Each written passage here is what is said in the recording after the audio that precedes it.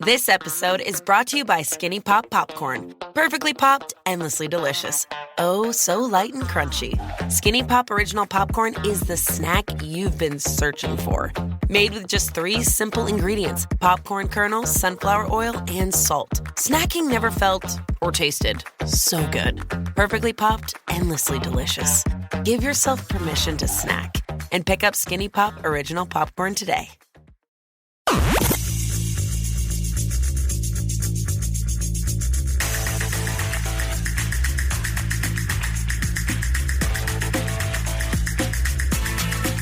This is the James Golden Show with James Golden, a.k.a. Bo Snerdley.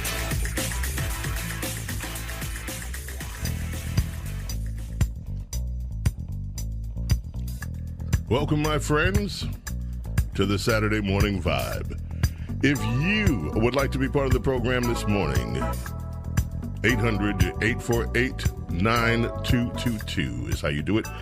800-848-9222. Looking forward to taking your calls through these next 3 hours. Of course, later today, we're looking forward to chatting up with Princess Diana. Can't wait to hear what she has on the table.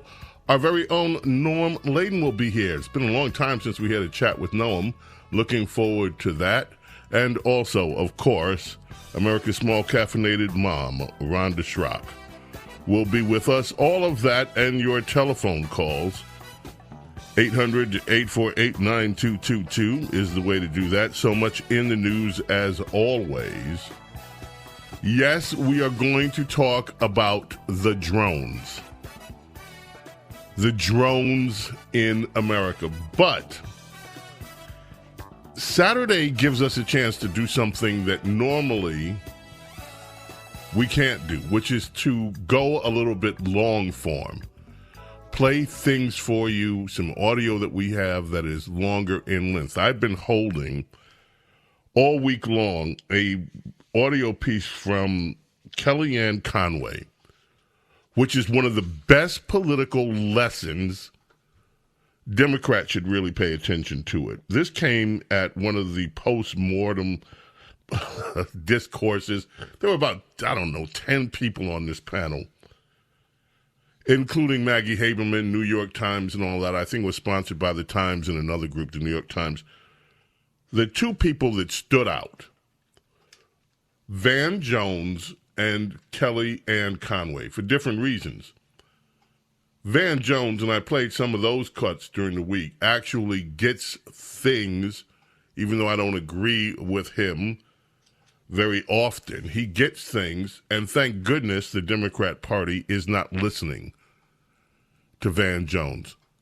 Kellyanne was brilliant, and that's, I want to play that. It's going to run about 5 minutes. We'll play that. Now, we also have something that I have not heard yet, so I think we're going to listen to it together. And this concerns the drones. Many of you and I were all asking the same question. Why hasn't this administration responded? In fact, before we listen, this happened last night on Red Apple Media's Katz and Cosby program. They had the former head of the Space Force, General John Streicher, and they addressed this issue. Why aren't they doing anything about it?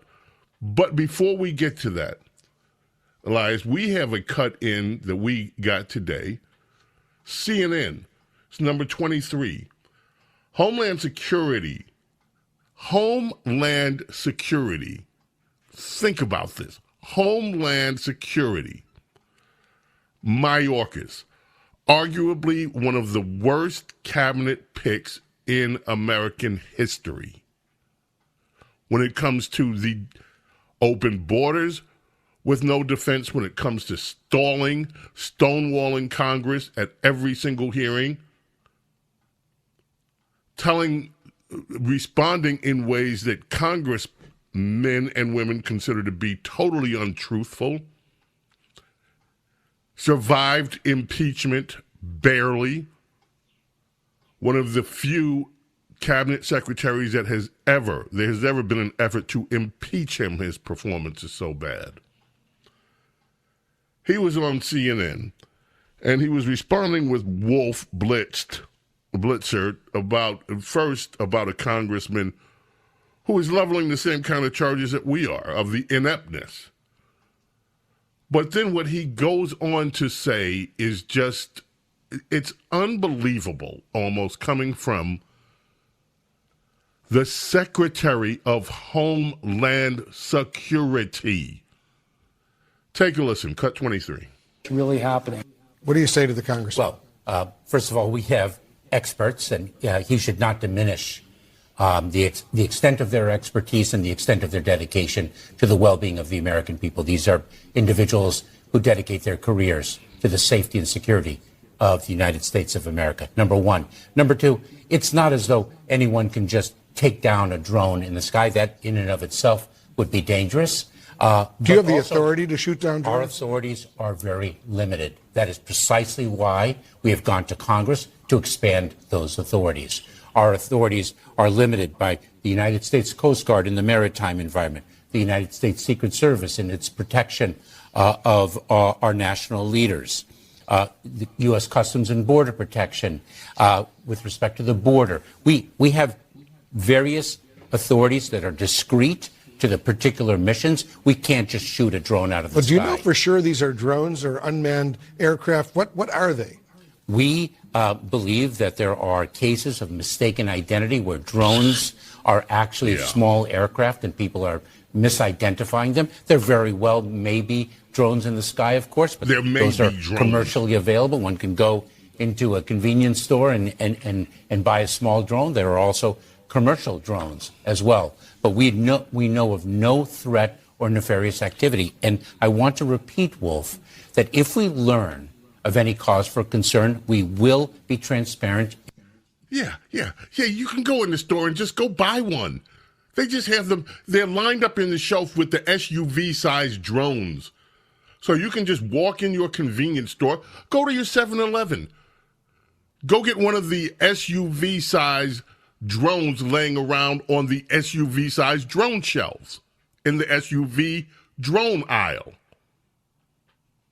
You people don't know what you're talking about. We're the experts. Now, and I just got a text right now from our dear friend and contributor to this program. The drone concern, if it is carrying any biological weapon or anthrax that radar can't see, low fly. This is exactly right. The radar can't see low-flying drones. There are all kind of reasons to be concerned. And this government, along with Secretary Mayorkas now, just downplaying it, basically telling people they aren't seeing what they're seeing. Now, undoubtedly, some people may be making a few mistakes, but you have even former Republican Senator, a governor of Maryland, the Rhino, Larry Hogan, videoing drones in Maryland. It has spread from New Jersey. You have police departments. These are people trained to be able to identify they know what a small aircraft is compared to a drone. In fact, news story today, one police department sent their own drones up afterwards, and that drone was swarmed by others before, quote-unquote, vanishing into thin air. So the technology on these things, we've been hearing reports from the very beginning that some of them go dark when they are spotted. How does that happen? Are we looking at advanced capabilities, perhaps the use of military AI in these drones so that they can do what they're doing? We don't know, because we have a government that's intent on telling people they don't know what they're talking about, when they do know exactly what they're talking about.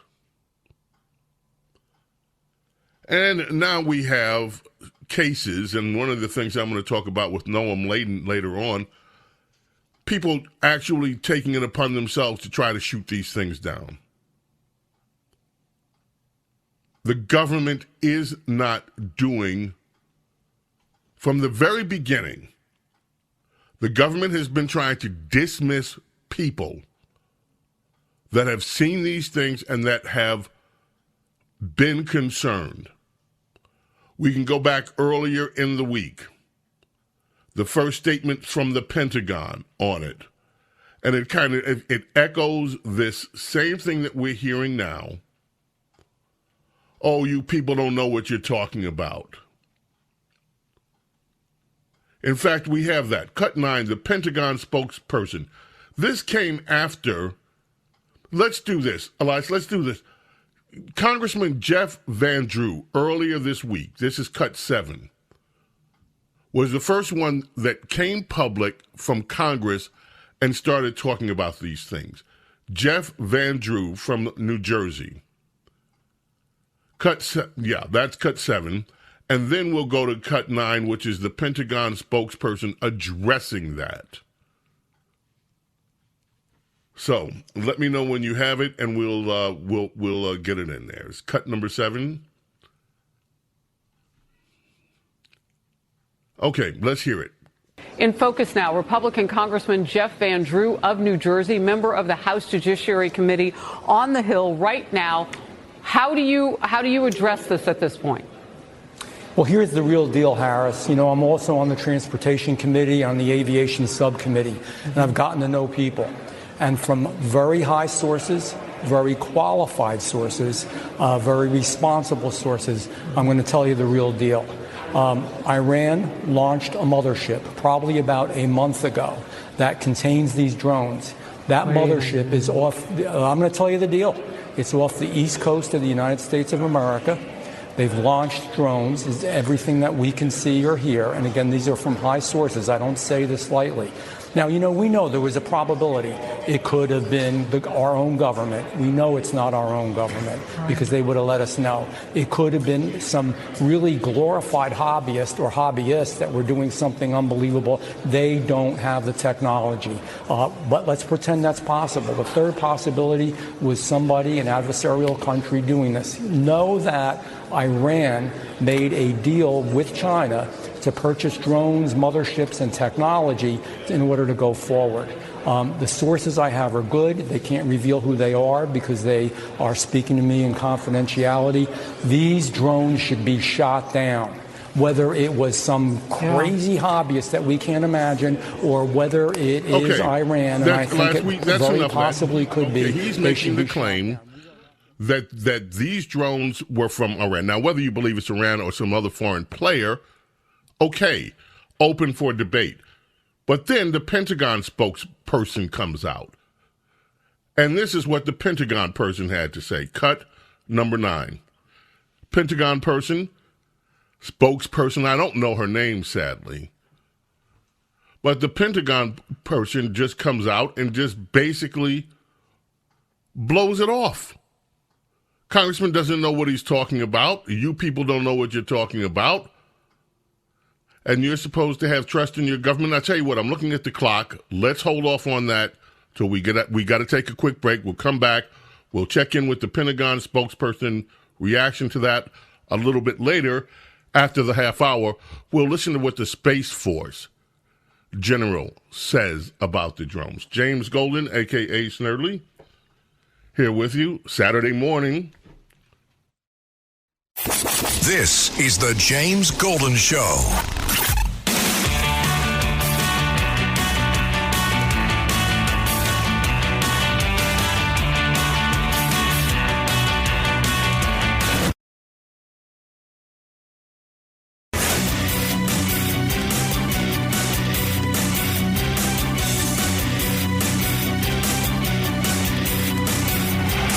James Golden Show. 4 words that mean business with James Golden, a.k.a. Bo Snerdley.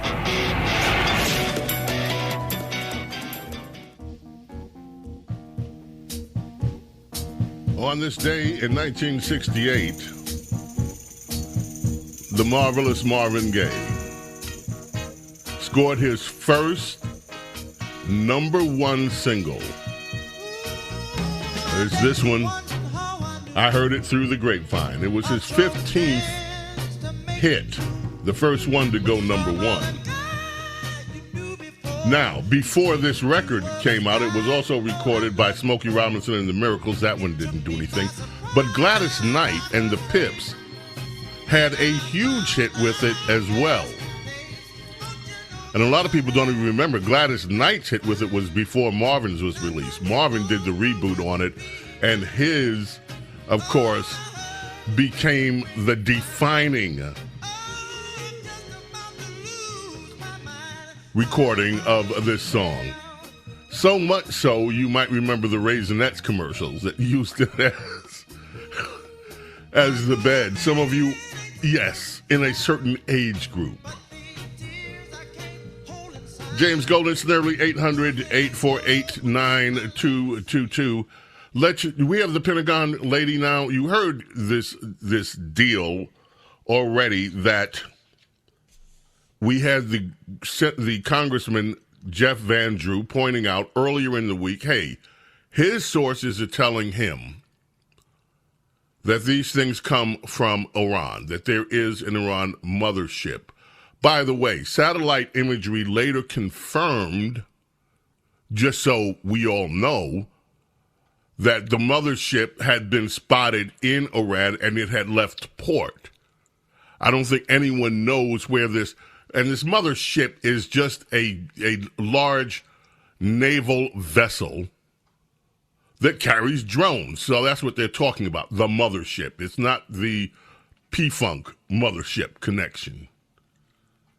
Anyway, this is the Pentagon spokesperson who responded within hours of Congressman Jeff Van Drew from New Jersey pointing out that these drones may have come from Iran. Tell me what the Pentagon is doing to address this issue of drone sightings over New Jersey. It's near sensitive installations. The FBI is involved. What is the Pentagon doing? Sure.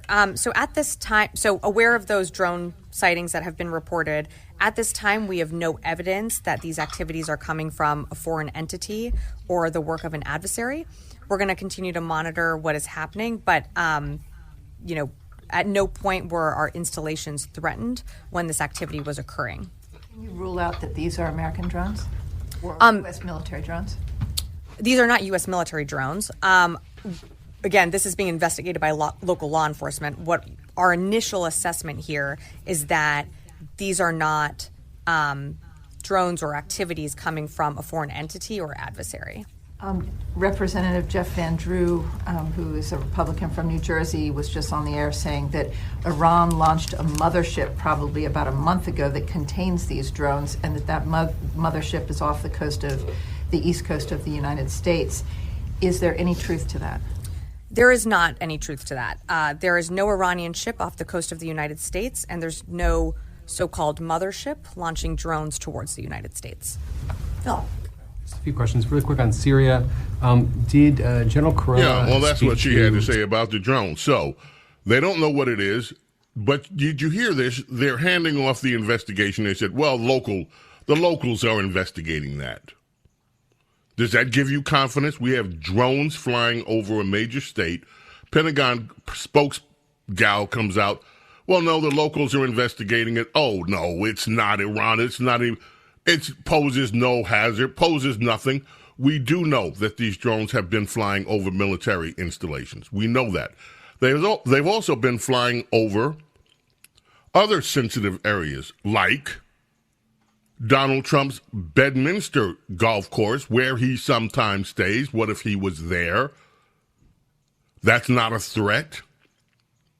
They've been flying over military installments in this country. They have been. That is documented. And yet you're hearing from your Pentagon, and you're also hearing from Homeland Security that, no, you people really don't know what you're talking about. It's astounding. It is astounding that these people cannot deliver an answer. Who is sending these things? Why are they being sent? And what steps are they taking to make sure that this country is safe? 100% disgraceful.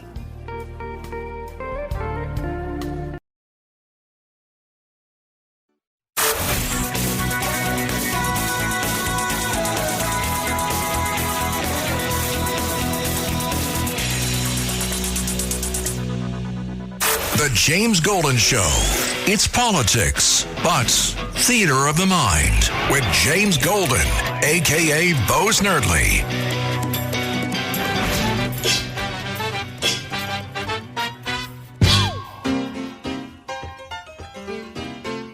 (1998). On this day, the fifth Beatle, as he was often referred to, Billy Preston,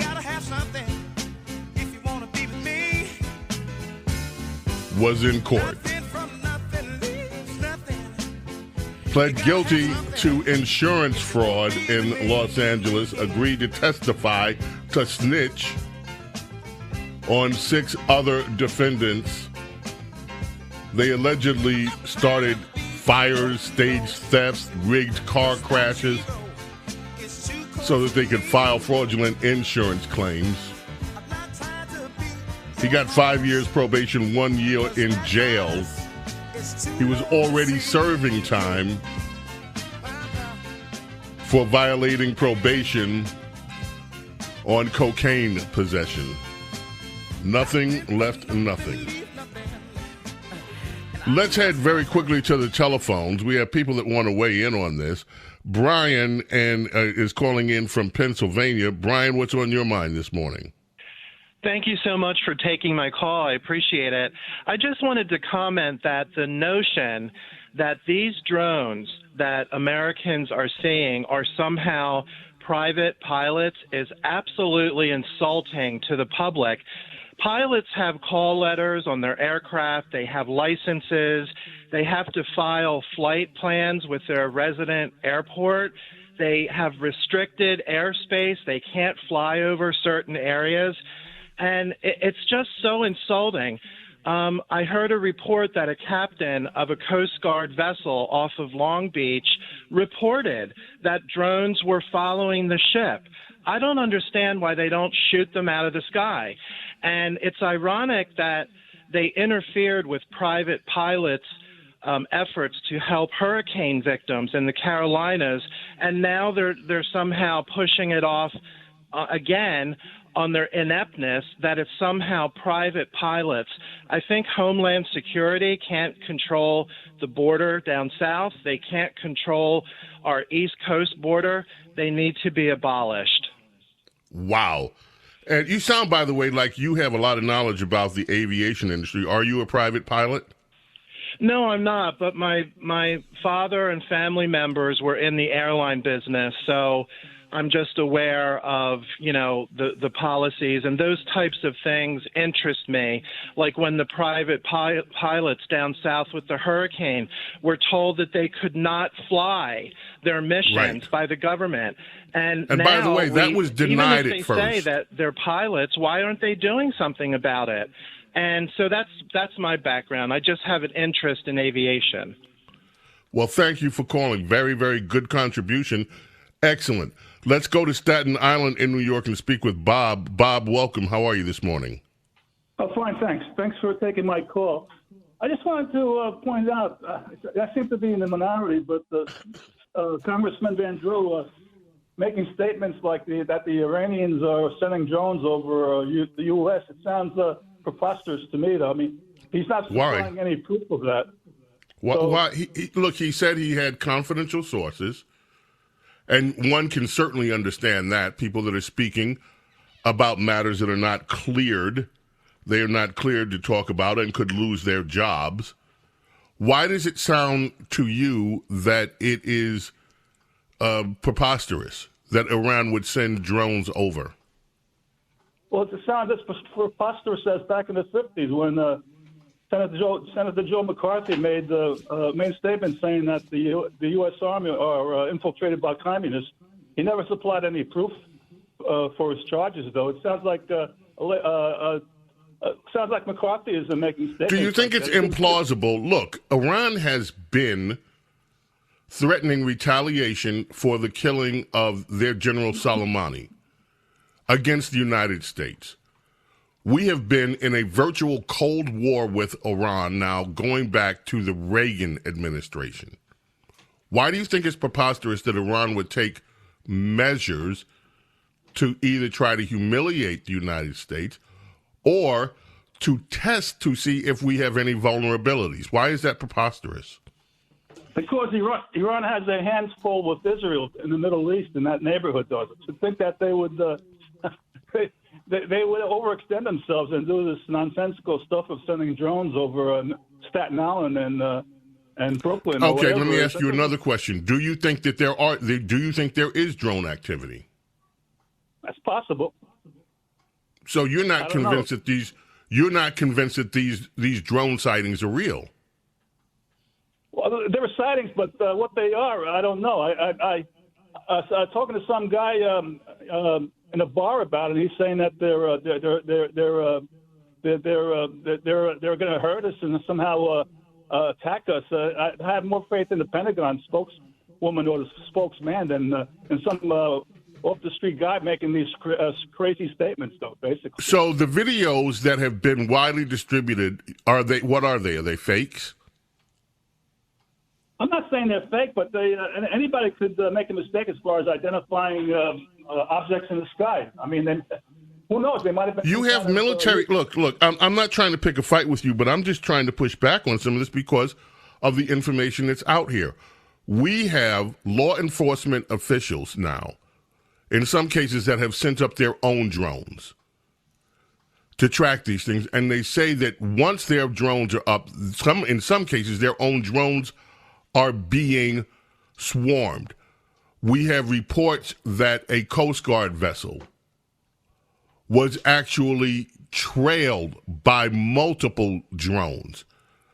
We have reports coming out of California now. We have reports coming out of Maryland. We have reports in foreign country of drone activity that is unusual. And so you're looking at all this and you're saying that nothing to see here, pretty much. Little random acts, but what people are reporting are multiple acts, and they're not all coming from casual civilians. Some of these are coming from highly trained law enforcement and military sources that are saying this is real, but you're not believing that. Is that what I'm hearing, Bob? Well, the government sometimes lies. I mean. They're the ones that come up with weapons of mass destruction in Iran, and God knows how. The most misinformation I think we actually get is from the government. But in this case, I think they're telling the truth about these sightings, though. Basically, so having faith. I mean, there's been so much lying by the authorities, though. I just don't have much confidence, though. But that's the way I feel. I thank you for letting me. And I'm not. Look, and I'm glad you are stating your opinion, and I think it's healthy to be a skeptic. But I also think at some point we have to look objectively at the information that's placed before us. I am one that for ages have railed against the kooks and the conspiracy theorists. But here's the thing.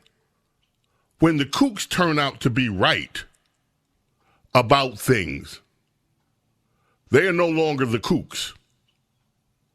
And what we're seeing here is, to me, unquestioned activity that is so far unexplained and unaddressed by this government. And that ought to give people a pause for concern. But I appreciate you calling, you sharing your opinion with us. Thank you. Let's go to the Catskills. Chris, you're up next.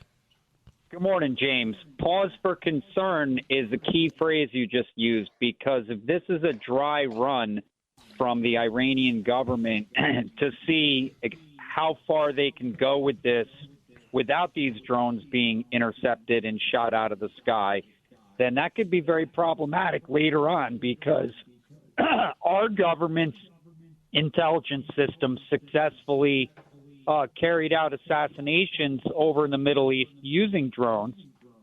And the Iranian government and the militant extreme Islamic movement, they want to create as much chaos as possible.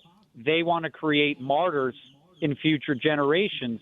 So the Iranians aren't necessarily looking at the short-term implications of if they were to try and assassinate President Trump in New Jersey, or if they were to release chemical, biological weaponry on us through drones.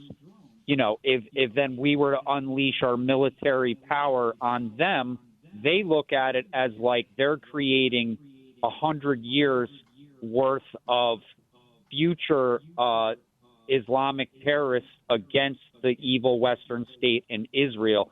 So, you know, and looking at it like from the perspective of China or Russia, they want to continue and create a further codependency with the economic global economy that we have. They wouldn't do this, and Russia's hands are full right now. And, you know, the third possibility, if these drones are extraterrestrial in origin, the government would never tell us if they figured that out. But I just made a trip to Pennsylvania to receive some health care treatment in Wexford, Pennsylvania, outside of Pittsburgh. And I stayed in State College for half a day. On my way home last night on the New York State Thruway, about 8 o'clock, I was getting back to go to the Newburgh exit to go home on the Thruway, and I saw a drone that was flying over the Stewart Air Force, U.S. Army Air Force Base that's right next to this Stewart International Airport in New Windsor outside of Newburgh. So they are definitely flying into New York now. And we have had reports from New York, we've had reports from Maryland, we've had reports as far away as California and New York, as you said, that the drones are up and flying. Let me just say one thing about this. I don't know whether you remember this. I remember it. When drones were first coming into use by our Air Force, we lost a drone to Iran. One crashed in Iran, and they reverse engineered it. And they proudly were showing the drone that they had captured, and we knew at the time that they were very busy with the help. And I forget the foreign country that they had help with, whether it was China or Russia, but with one of our adversarial nations, they were reverse engineering our technology, and this happened well over a decade ago. So, yeah, the Iranians are very serious, and they have launched drones. They do have drone capability, and they do have a mothership that brings their drones into is possible to bring their drones into oceanic theaters. We know that for certain. Thank you for the call. Appreciate it. James Golden, a.k.a. Snerdley. We're going to take a quick break here. Come back.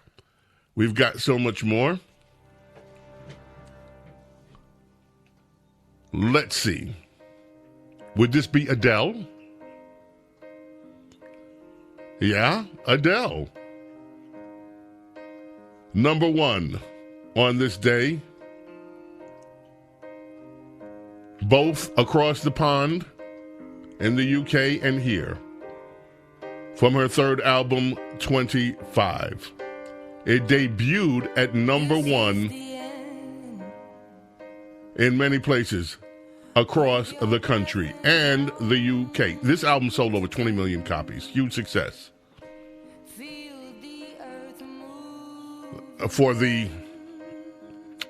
Yes, she does sound like she's in agony. For Adele. James Golden, Snerdley with you here. Coming back, more of your calls. This is the end. I've drowned and dreamt this moment. So overdue, I owe a day. Swept away, I'm stolen.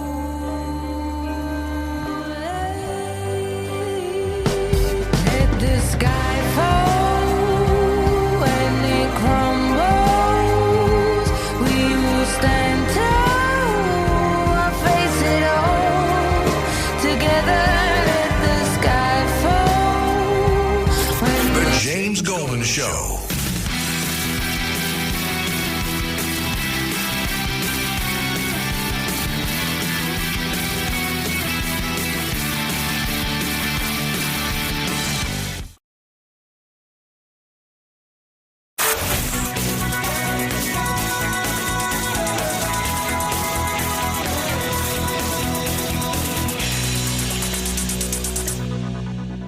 The James Golden Show.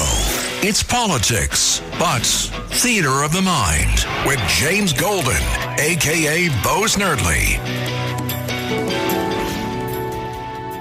Well, he knows how to pick them all right. Elias is working with us for the first time. Our dear Carlos is out on vacation. And what are you coming back with, Elias? Oh, I got Rapture. Anita Baker. Okay, then. This song, Rapture, one of my favorites. And my dear departed friend, Gary Glenn, is one of the writers on this, was one of the writers on this. In fact, I'm looking at a picture of Gary right now I have in my studio. Gary and we met at an Eddie Kendricks event and became fast friends. Brilliant writer, not only co-wrote this, but wrote some, with Earth, Wind, and Fire, wrote some of the stuff from their Faces album, and just beautiful song. Always one of my favorites. In fact, he came over and he played this for me. I had a Fender Rhodes at the time. And he was just demonstrating to me how he came up with the progressions for this song. Anita Baker brings us back. Rapture, caught up in the rapture. Judith, thank you. Sabrina Singh is the Pentagon person's name, and Princess Di sent me an article that should be disturbing. Let me just read you the headline. U.S. military confirms drone sightings at air base in Germany. So it is an article that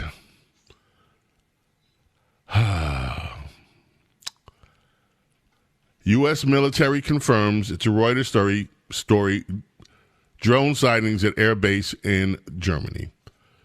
Drones were spotted flying over the U.S. air base at Ramstein in Germany in early December. A spokesperson for the U.S. Air Force said yesterday. There were no impacts to base residents, facilities, or assets.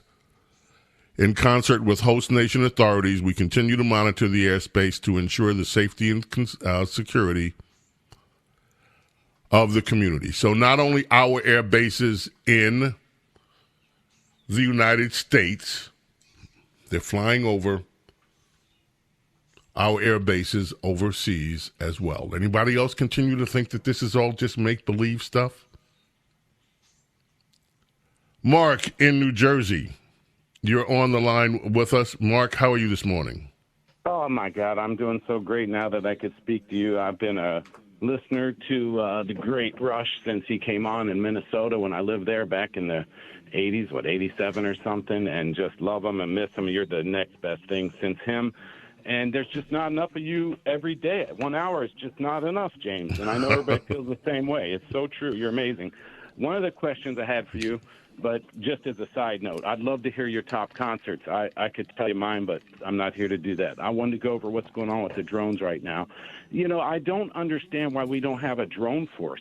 Why don't we have an iron dome with technology that would protect us from this kind of stuff?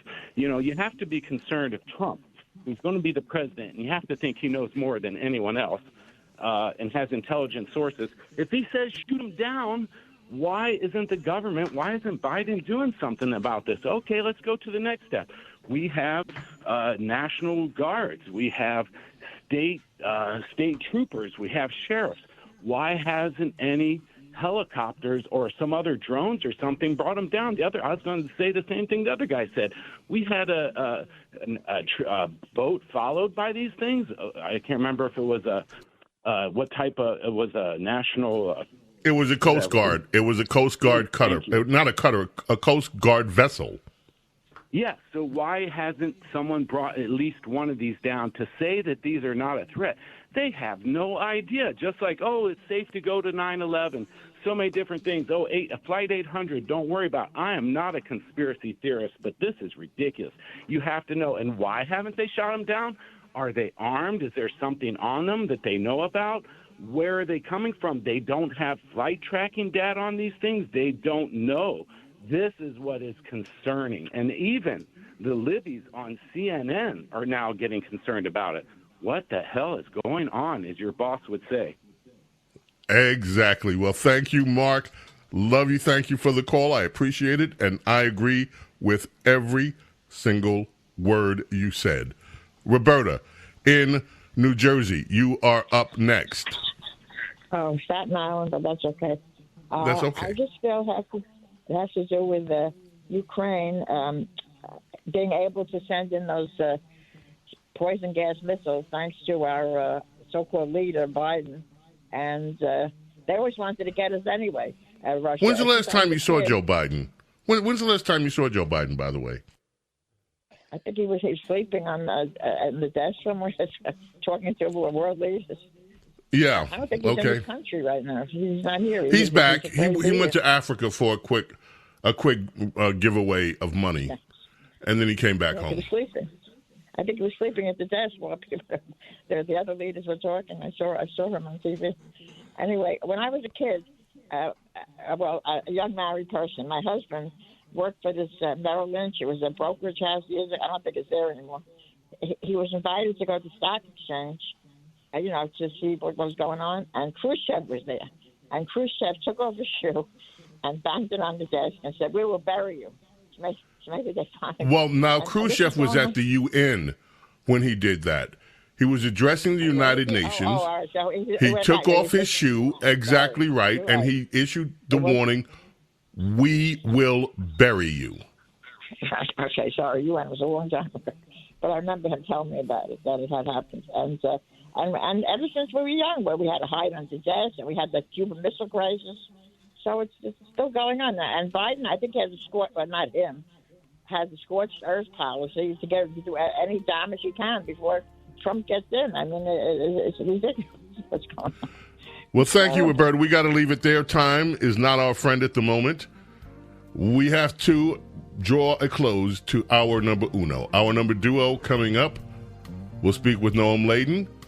And later on, Princess Di, Rhonda Schrock, and, of course, you. Keep it right here. Bo Snerdley's Saturday Morning Vibe continues. Do not go away.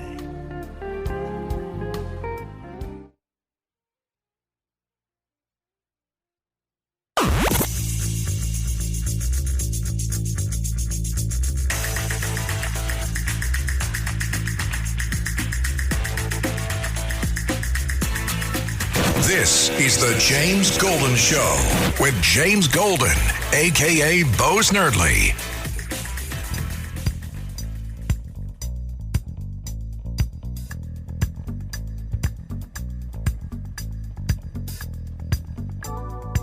Welcome, my friends. Our number duo is underway here on the Saturday Morning Vibe.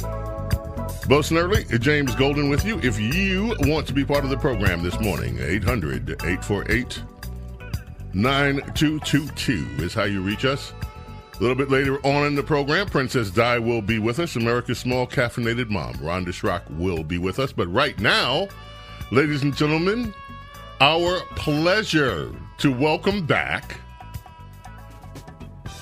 Red Apple Media's News Director Supremo, our very own Noam Laden, who, throughout the election season, produced an outstanding series, Road to the Election, which we look forward to hearing every week.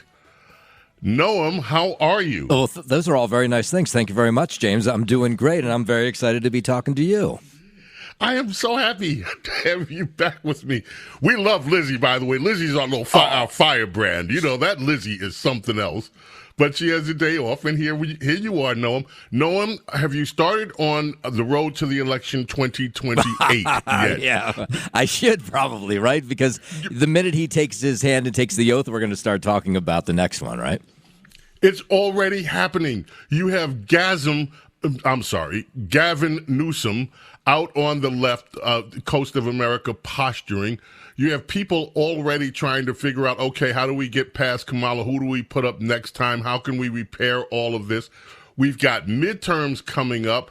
There's already positioning. Democrats are already talking about who they want to target in the Republican Party to make sure that they can try to at least break up the trifecta that Donald Trump will come with. It's already starting. Yeah, well, the Democrats really are in disarray, and they got to get it together, in the next 2 years if they want to take the House back. I think that's their first job, is if, they want any chance of stopping Donald Trump's momentum, it would stop with those midterms and taking the House back.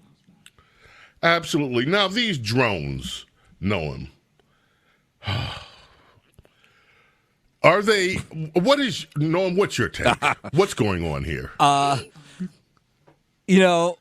Just when I think I know, I don't think I know. I have to be honest with you, because earlier this week you heard Jeff Van Drew, of course, which is the one everybody's talking about, saying that there's some mothership off the coast of the Atlantic, and that the Iranians have this mothership and they're sending out drones into New Jersey and they're spying on us. So that one I thought, okay, that seems a little nutty, but okay, look, Jeff Van Drew's a congressman. He must be getting good information from somebody.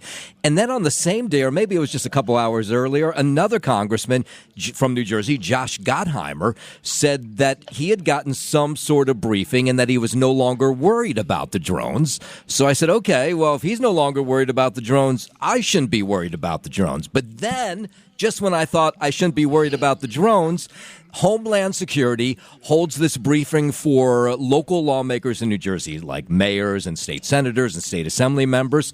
And those people come out of the briefing and they say they're more confused and more frightened than they were than when they went in. So I don't know where I stand when it comes to the drones.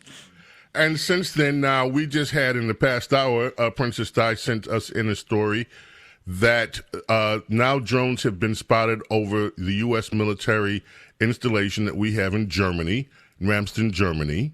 We've had the ex-governor of Maryland, Larry Hogan, with his own videos of his own drone sightings.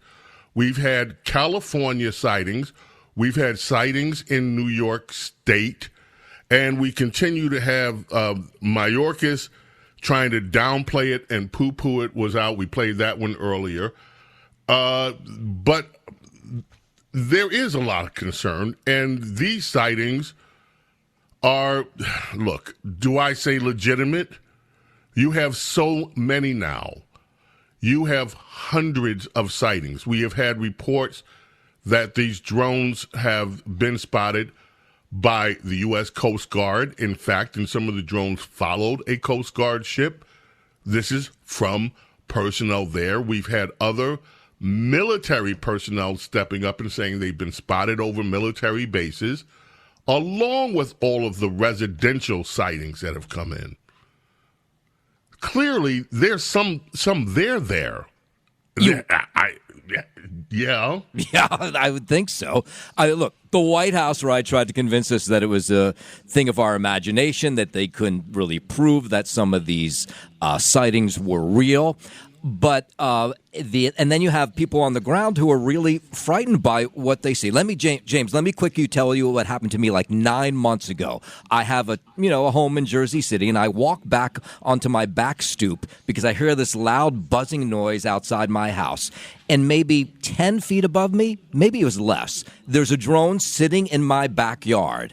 And I was really frightened. I was like, what is this guy or person who's piloting this trying to get from me? And it was almost like someone was staring at me. And if I had been quick enough, I would have grabbed my backyard hose and I would have sprayed the thing.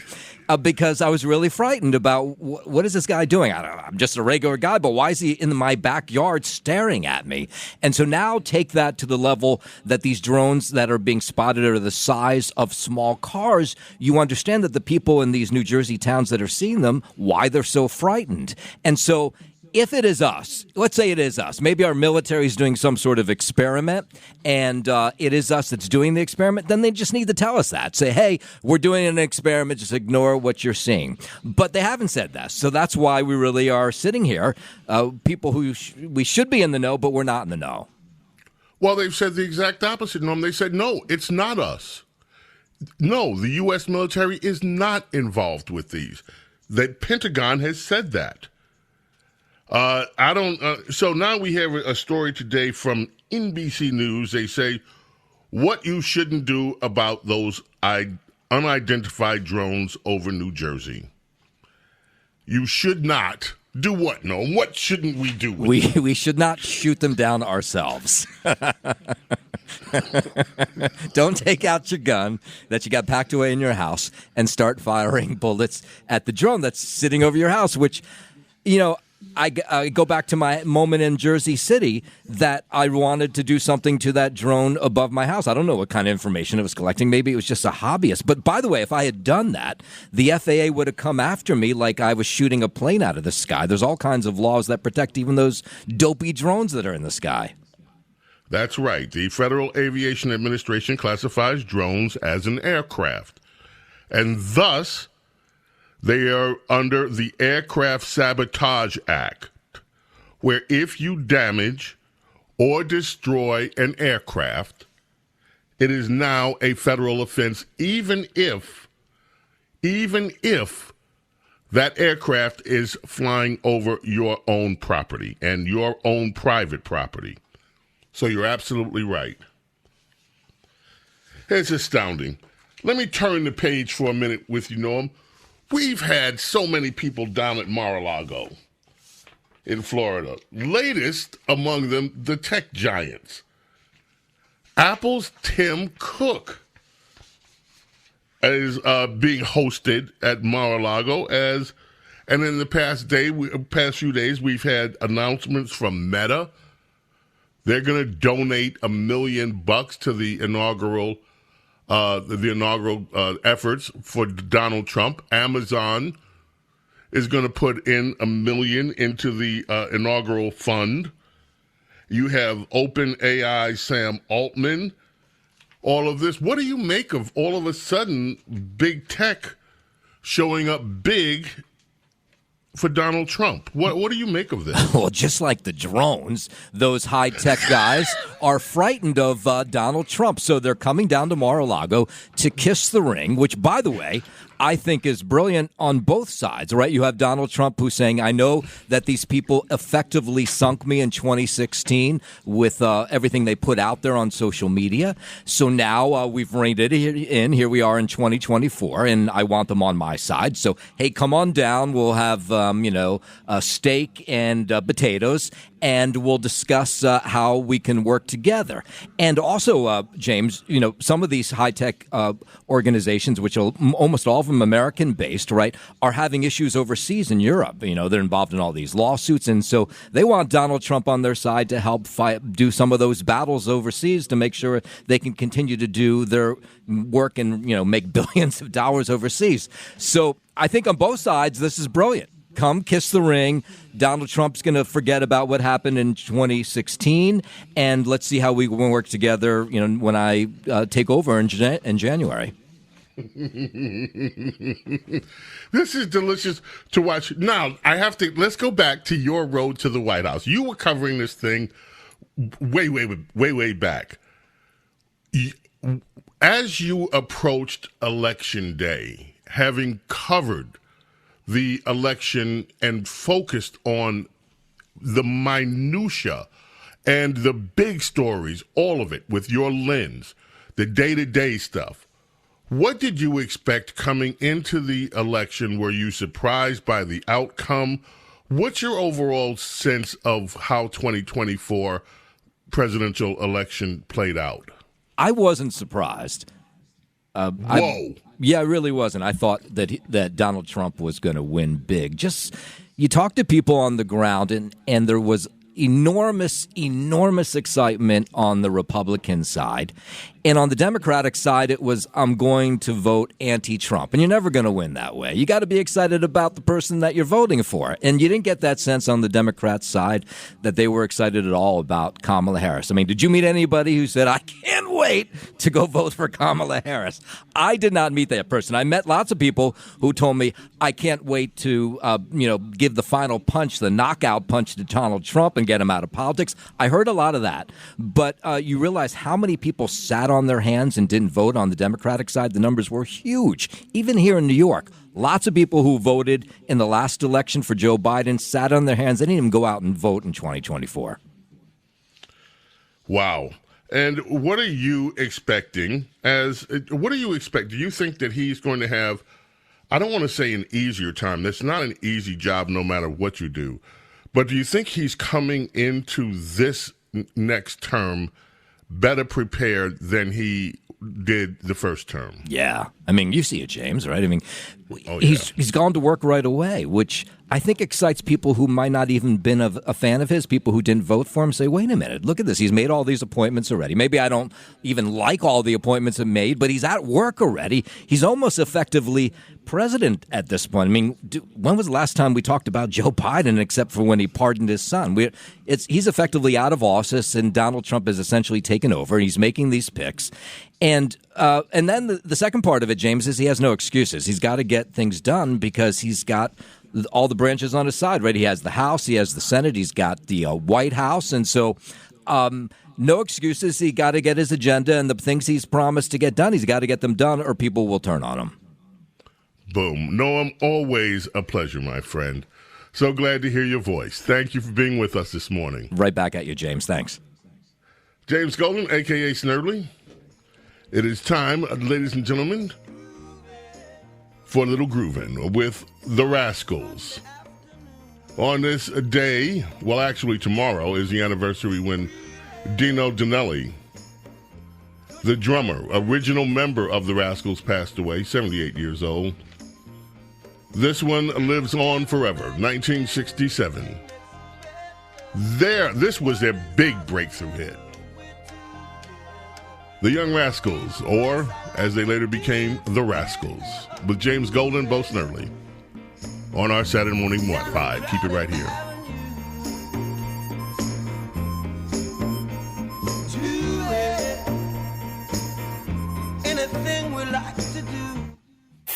This is the James Golden Show.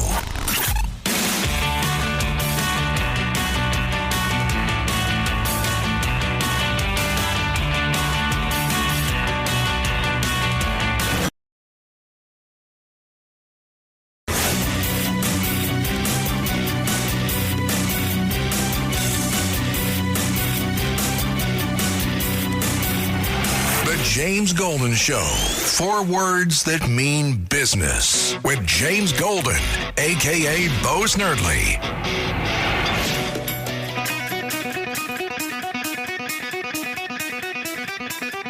On this day in 1949, Cliff Williams, bass player, AC/DC, was born. Now, you know, the Back in Black album from AC/DC, almost 50 million copies sold. I saw AC/DC 2 years ago in London. I went over for a concert there, the Taylor Hawkins concert. AC/DC turned it out.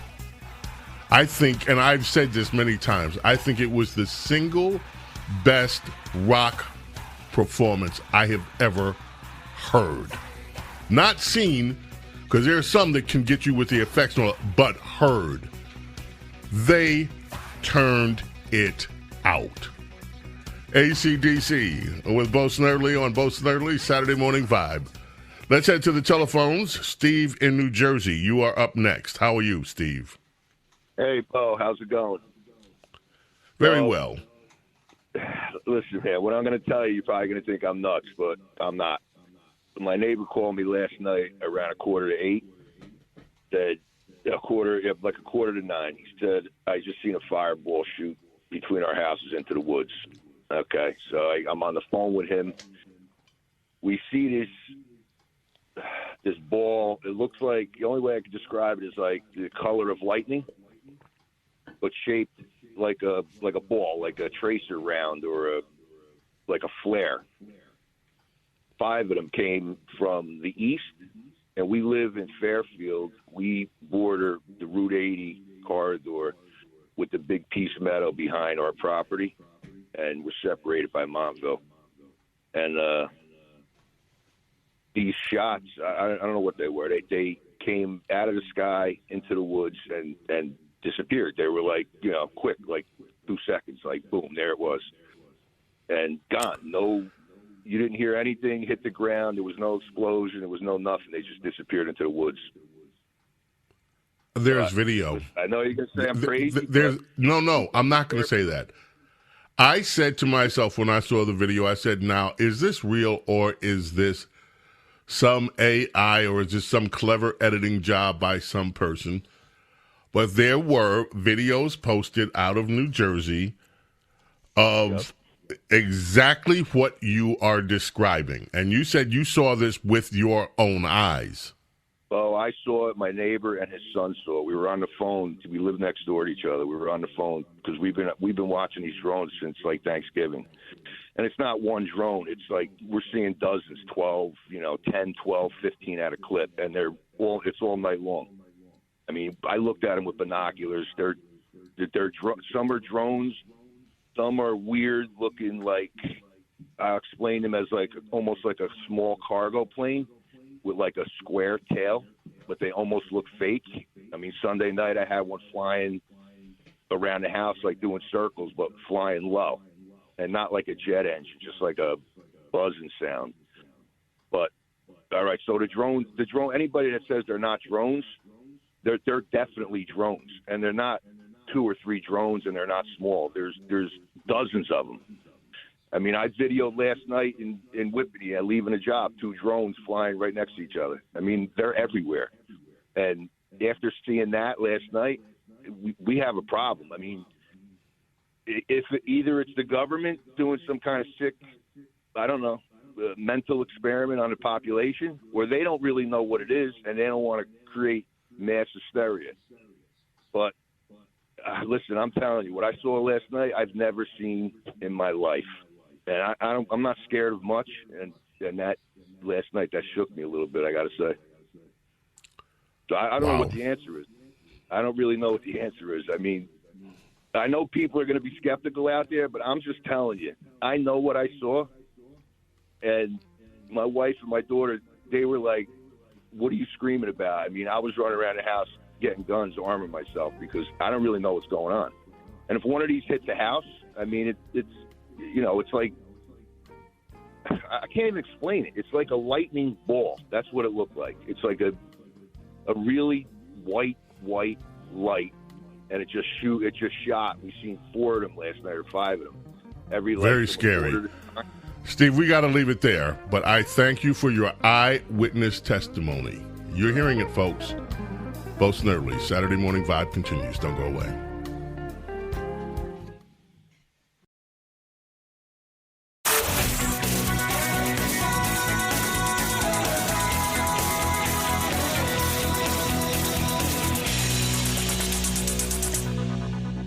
The James Golden Show. It's politics, but theater of the mind with James Golden, a.k.a. Bo Snerdley. Now, it's time for Protecting Your Future, sponsored by Colonial Metals Group. Here's James Golden, a.k.a. Bo Snerdley. And this morning on Protecting Your Future, I want to discuss something that I am naming the double safe theory. And this ties, I've been thinking about this. I had a conversation with the head of Colonial Metals, who sponsors this segment, Paul Stone, a few weeks back. One of the things that we talked about And we talked about a lot of things. Financial future, how do you protect your money? And of course, they're in precious metals. And the point of this segment, by the way, is not to sell, although you should always consider precious metals. But the point is, how do you protect your future in any way possible? But one of the things we talked about is this. Colonial Metals gives you a safe if you qualify, right? They give you a safe that you can store your gold in. But what Paul and I talked about was this idea of a double safe. And he said a lot of people, and I did not realize this, a lot of people have two safes in their house. They have two different safes. They have one that's a decoy safe.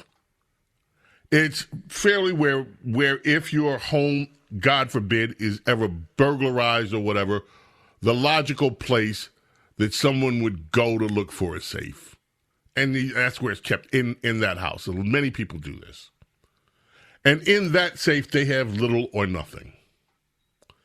But in a secure, very secret location inside the house, they have the real safe, the other safe, where they keep the majority of the wealth that they want to have to be able to put their hands on.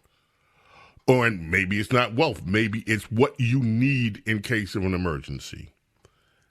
And that struck me. That got me thinking about the way that we protect our own future. Now, I have been, as you know, critical, highly critical of the kooks. These days, with everything that's going on in the skies above us, I am pausing to think about some of the things that over the years, maybe some of you, I don't know, but certainly things that I had dismissed. I have friends that are preppers. They are stocked with everything that you can think of. If an emergency happens, they have enough food to feed themselves for an extended period of time. They have enough supplies, some of it in situations where they can make sure that they are safe and have what they need in case of some sort of disaster. Assuming, of course, that their supplies don't get wiped out in the disaster. Right? And they have actually prepped for that too, in terms of a safe room or safe rooms. I have other friends that insist that no matter where they live, they're going to have a garden where they can grow their own food, and they grow their own food in mass. Now, I don't have time to do it. I like growing stuff. I mean, I have gardens, mangoes and other stuff and all the rest of it, but over the years. But this idea of the double safe being doubly secure. And I started thinking about, how does this apply? If you're online, for instance, what do you do to protect your data? Well, you're supposed to back it up. We all know that. You back up your data. But the experts in that field tell you not only should you back up your data, let's say on an external device, an external hard drive, a RAID array or something like that, but you should also have off-site data protection. In other words, doubly protect it. Protect it in your environment, but make sure that you have another safe for it outside of your home. So if the worst happens, your home gets totally wiped out, you can still access your data and still access anything that you need. Now, when it comes to your finances, how do you do that? How do you make sure that your finances are protected? I'm not a financial expert. I'm not going to begin to start trying to dispense advice on that. But I'm telling you, with things going on the way they're going on right now, I am taking a very different view about everything that needs to be doubly protected, whether it's your data, whether it's having access to enough finances in the case of an all-out emergency. I've been through, for instance, years in Florida, been through hurricanes. In fact, so many of them now that it had become routine. But you see the damage that was caused in North Carolina, and people are still sleeping in tents in some cases, not being covered much. So I'm taking a different view of the double safe theory, as I call it. How do you not only protect, how do you double protect? How do you make sure that in an emergency, you can carry on with your life, with your family's business, protect your assets, protect your data all the way? Not giving you the answers, I'm raising the question to protect your future. And believe me, I'm thinking about it very deeply too. And I urge as many of you who care about this stuff to also think about it. Let's head back to the telephones, shall we? Let's talk to Dave. Dave, are you calling from White Plains? Where are you calling from? Yes, White Plains. I'm kind of on just off the hutch. Excuse me. So could I read a few quick names relating to the past that probably you had something to do with it? I think are some of the most creative radio I've ever heard. Very quickly, titles: Narrow Path, Hammer NBA, Rush on Decaf, Victory Lap, Uberus, Doubling Down, Ben Carson Leads, 2 Corinthians, Begging for Votes. Do you remember those names? I remember. Yes. The Rush montage. They were some of the most, I made montages of those montages, and I've blown a number of people's minds away with just what they represent of media. How and simple. Let me just give some credit. Person. I'm sorry? I want to give some credit there, because Kathleen Gleason, for years and she came to Rush from Rush, the TV show, and then moved over to the radio program. And Kathleen led that department. That department had Joe in it, Joe Nunez, it had Greg Chapin in it, and the three of them are the ones that actually did a lot of the work assembling those great montages and making sure they were on the air, of course, at Rush's direction, but just amazing work, and thank you for even remembering it. I have them all recorded. As a matter of fact, I have I put them to video too. I wish I could put them out, but there's also all kinds of copyright stuff. But they're quite fascinating. The Uberus one shows how far back it goes. That's the one with Bush electing what's his name, Cheney. Cheney. Yeah, I mean, that I was didn't think and the mainstream media, to a person, all started using the same word. Absolutely. It was hubris and gravitas. Gravitas, right? Yeah, that's the one I gravitas. forgot. You got it. I've been trying to find that. I have it recorded somewhere. Gravitas, right? Exactly. Amazing. Here's one other quick one. Your old guest, and I think he's still okay, Mark Stein. He did that thing on the curly light bulbs, the New Hampshire dispose of the curly light bulbs, where you put your grandmother outside and the dog outside, and you cut a piece of carpet out, and that to me is right. But the one more important one, do you remember Mark Stein's In the Year 2525? Yes. And Mark Stein is still around, very brilliant.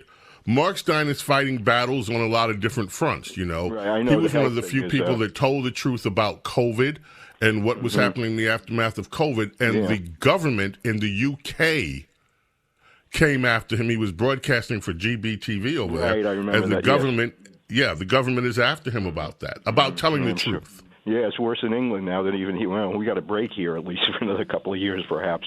That really was some amazing stuff. Now, to my subject, I'm a retired ER physician, but I'm also a pilot. And I'm up here in White Plains, and it's not this past September. It's 15 months ago September.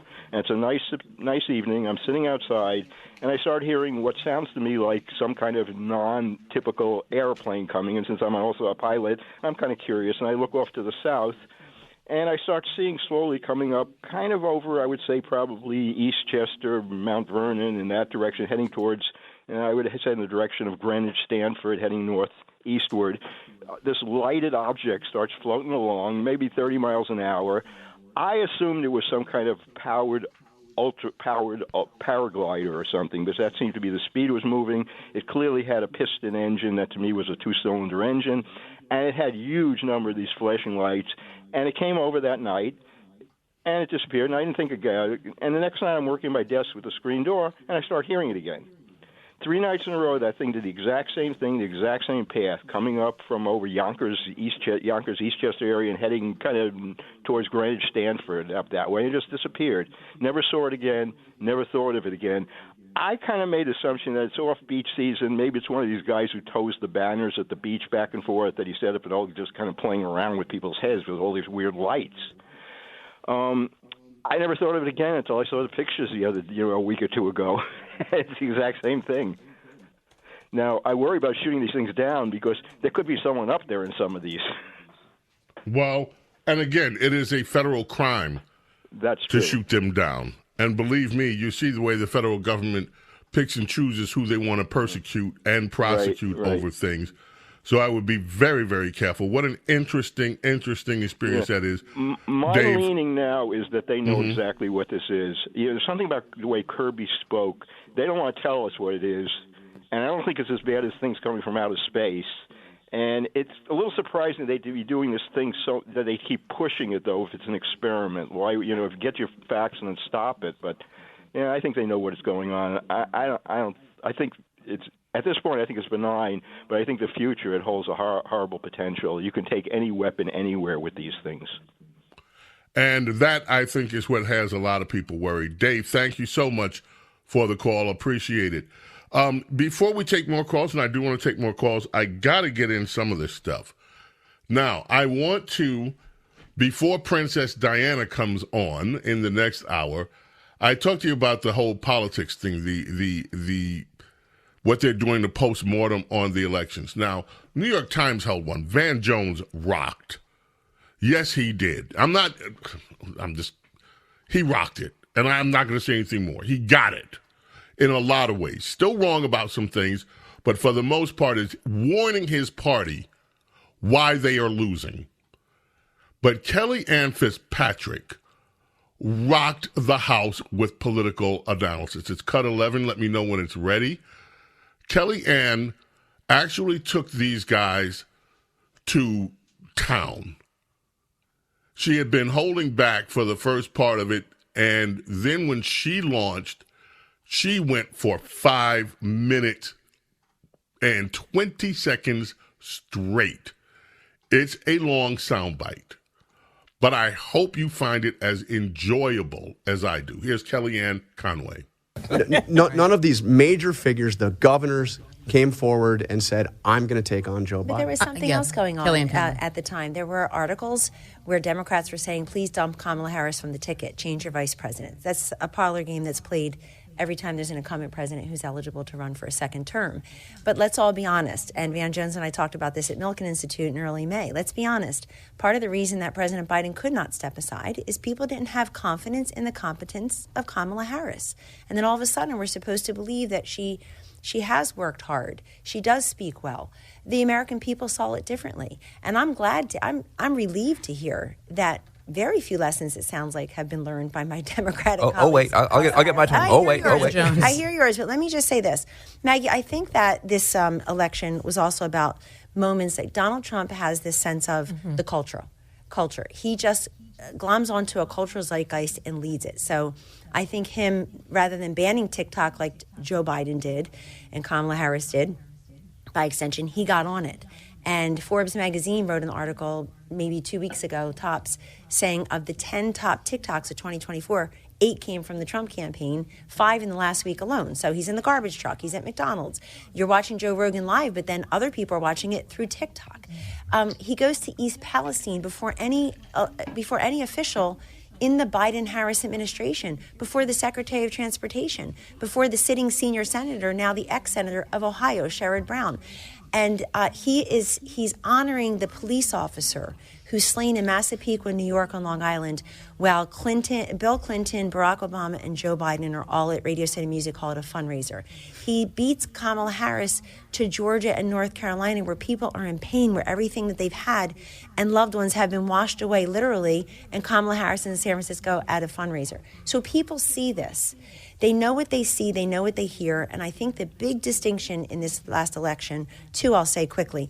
One was the Democrats would have won if they got away with convincing Americans to believe what the Democrats told them was real and true and authentic, rather than what they saw with their own eyes and heard with their own ears, what was real and true and authentic. Everything from a sitting president's obvious mental and physical lack of acuity, agility, ability, but even the vice president, whose official schedule that they stopped publishing a while ago had little to nothing on it most weekends and then most days.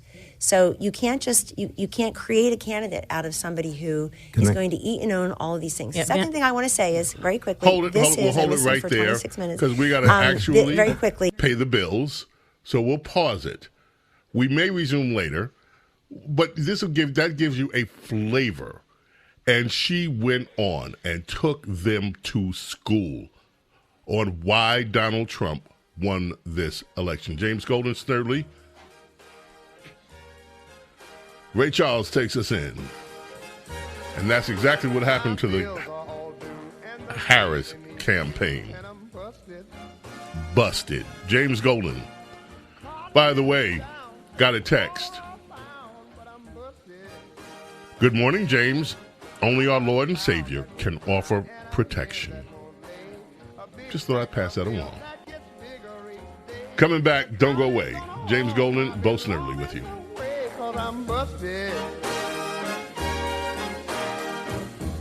The James Golden Show.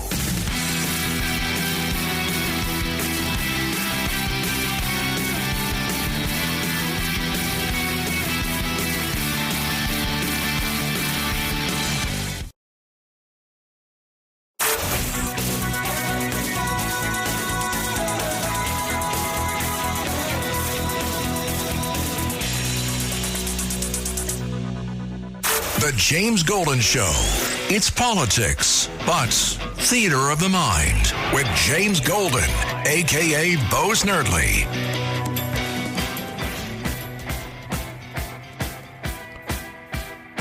$1979 on this day, and thank you, Elias, for this one.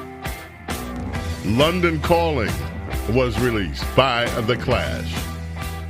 Of course, went on to become hugely successful for them.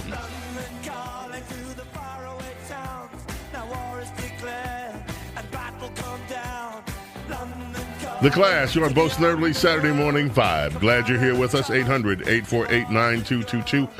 Very quickly, let's listen to as much as we can, just to give you a taste. And here's how you hear the rest of it. You go to Red Apple Media or just Google Katz and Cosby minicast. Katz and Cosby minicast.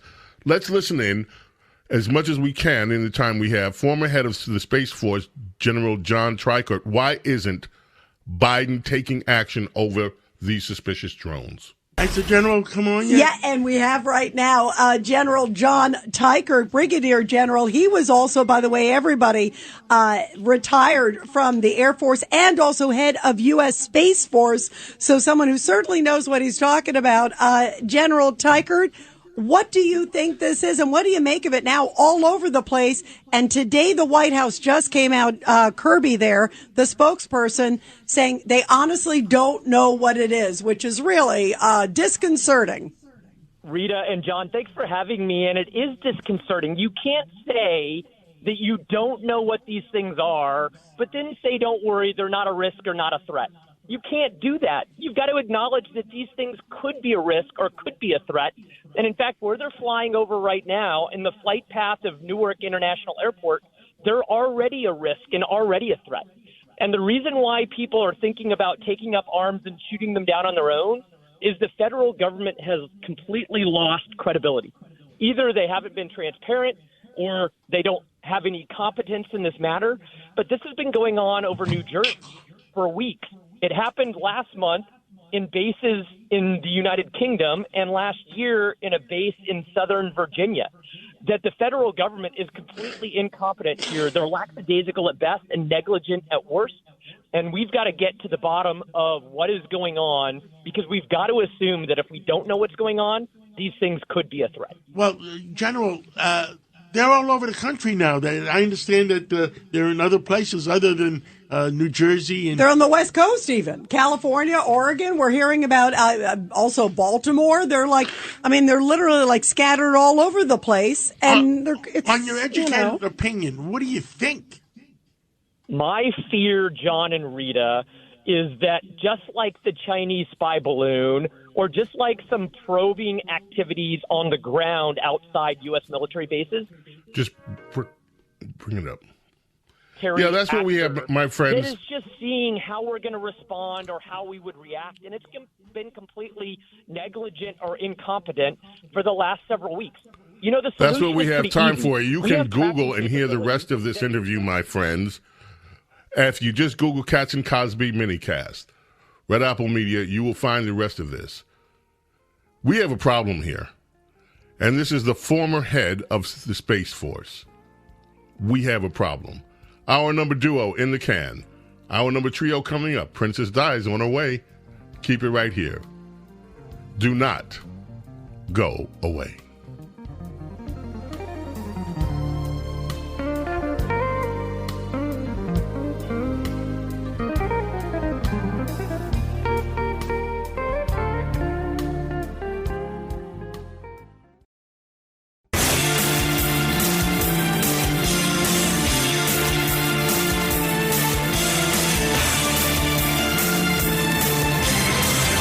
The James Golden Show is on the air with James Golden, a.k.a. Bo Snerdley.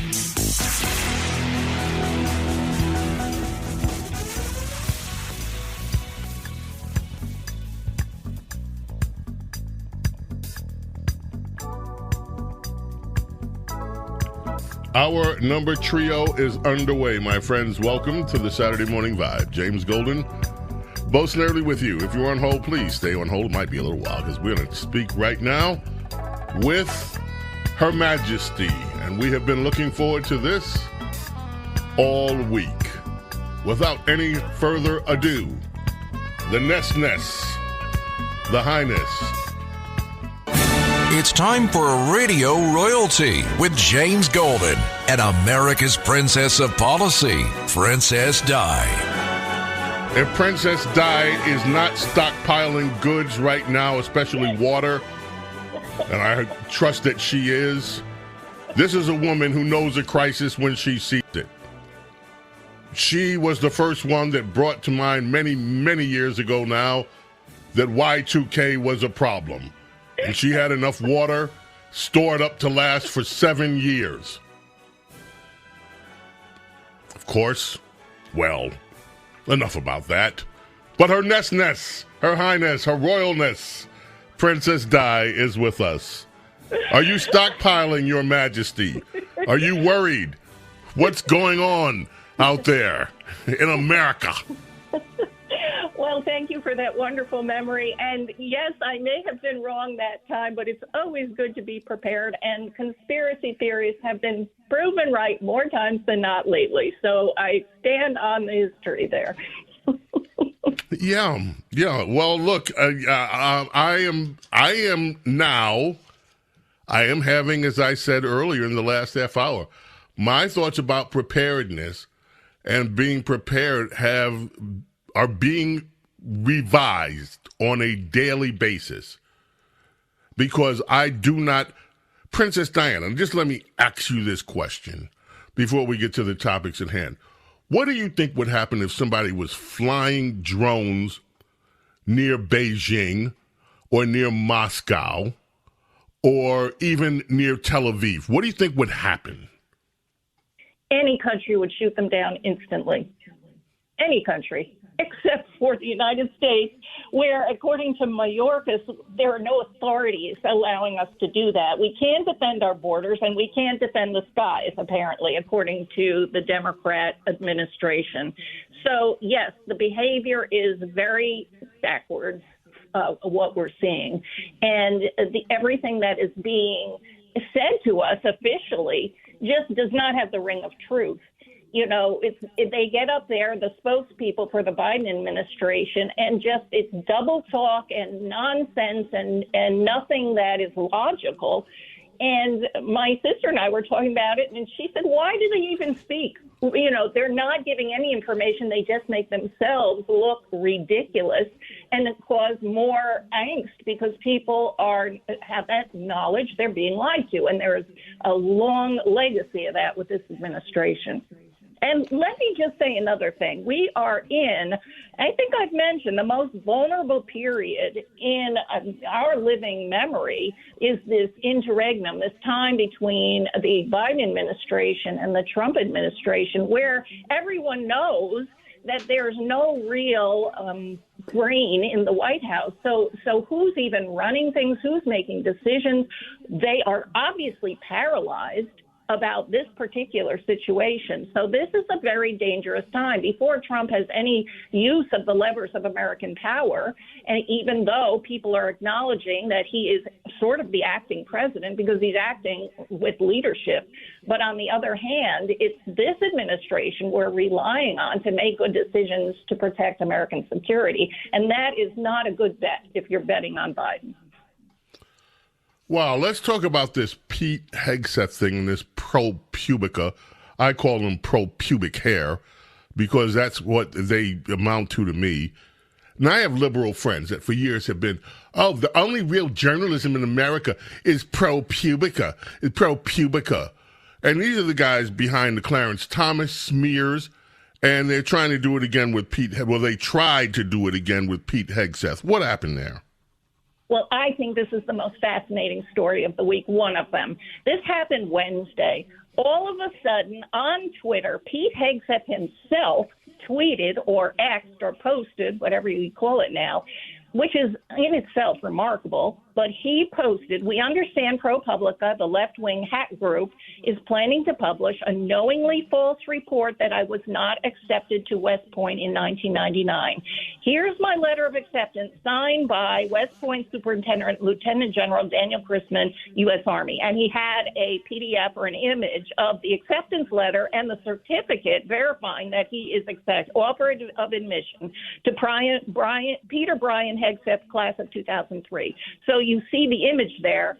And, just an aside, I would bet that he got that from his mom, who was involved in the story of the Pete Hegseth nomination earlier based on an email she had sent during a troubled period in his life. I don't know if you remember that part. And yes, I do. His mom kept this particular letter. And so he was able to get his hands on it very quickly. Mom probably kept it because this is what moms do. And he was able to put this up before the ProPublica hit piece smear could happen.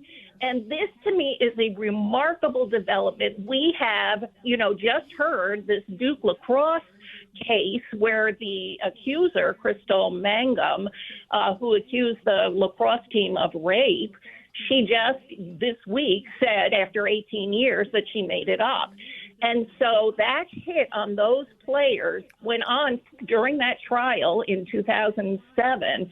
For a year, their reputation was smeared. Now we have been treated to, on the right, smear piece after smear piece, hit piece after hit piece, and we react to it as best we can because it's always lies and a tissue of lies.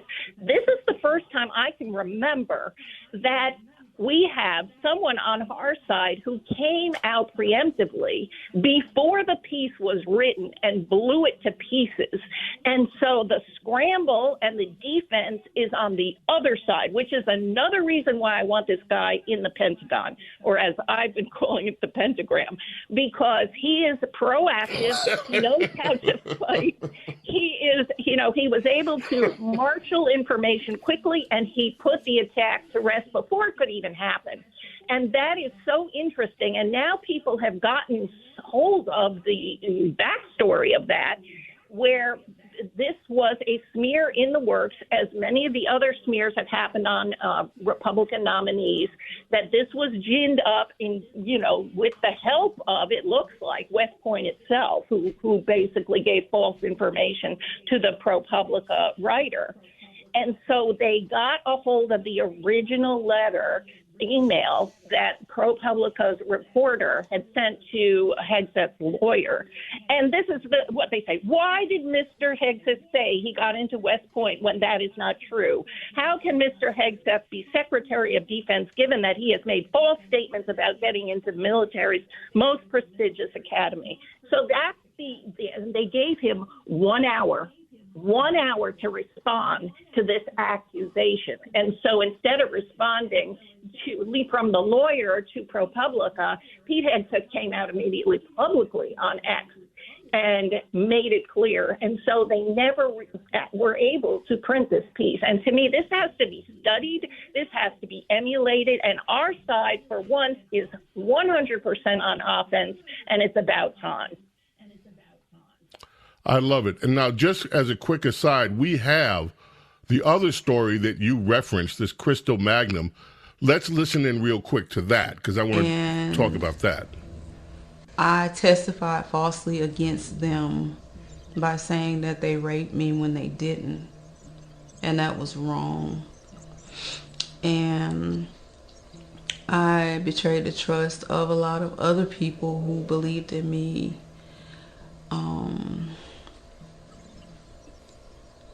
And made up a story that wasn't true because I wanted validation from people and not from God. And that was wrong. And I hope that they can forgive me. And yeah, well, here's one of the things. You remember the story well because Rush covered it and Rush went, right. Well, we remember what happened then. You had even the professors of these students condemning them as rapists. Yep. You had a prosecutor there that actually ended up in trouble himself over the way that this case was prosecuted. And these young men were innocent. He was disbarred. And they were innocent the entire time. Yeah. Wow. And this Pete Hegseth thing, I have one more for you. I think I can talk about it now. You might not remember this because it never really went public. A very prestigious magazine was about to do. I absolutely know the story you're going to tell, James. Yes, delicious. Go. A very prestigious magazine, who in fact I believe is in the news this week for something, was going to do a hit piece on Rush Limbaugh. Yep. And they were doing the same thing that they were going to do with Hegseth, coming up with all this crap. And Roger Ailes at the time was Rush's executive producer for the TV show. What Roger Ailes did was hire a private detective to go in and look into the life of the reporter. And they confronted this reporter or the reporting team with the fact that, oh, you want to play this? We can play this too. And what they got back was fear. Yep. How dare you? How dare you do this? How dare you look into our lives? We're just the reporters on it. But guess what happened? No the hit article. Piece never, no hit piece. It didn't run. Fight fire with fire. That's the only way. And we got to take I have to tell you, I did remember that being the first time this ever happened, and I mentioned it to my sister. I did not know we could publicly speak about it, or I would have mentioned it too, because that is exactly the only thing that works. That's right. Well, I figure now, what the heck? Both of them are enjoying the rewards of their lives. It happened. Yep. Yes. And it was delicious and beautiful. We had to take a quick break, and it worked. James Golden, Snerdley, Princess Di is going to stay with us. Rolling Stones take us in. On this day in 2006, the co-founder of Atlantic Records, Ahmet Ertegun, passed away. So many acts, from Ray Charles, Aretha, the Stones, Led Zeppelin, made Atlantic Records one of the most powerful forces in music. Remembering Ahmet Ertegun on this day. James Golden, Snerdley with you here. Keep it right here. Do not go away.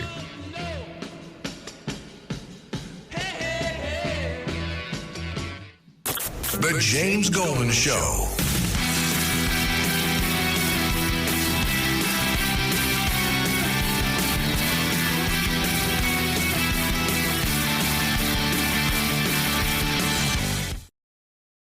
The James Golden Show. It's politics, but theater of the mind with James Golden, a.k.a. Bo Snerdley.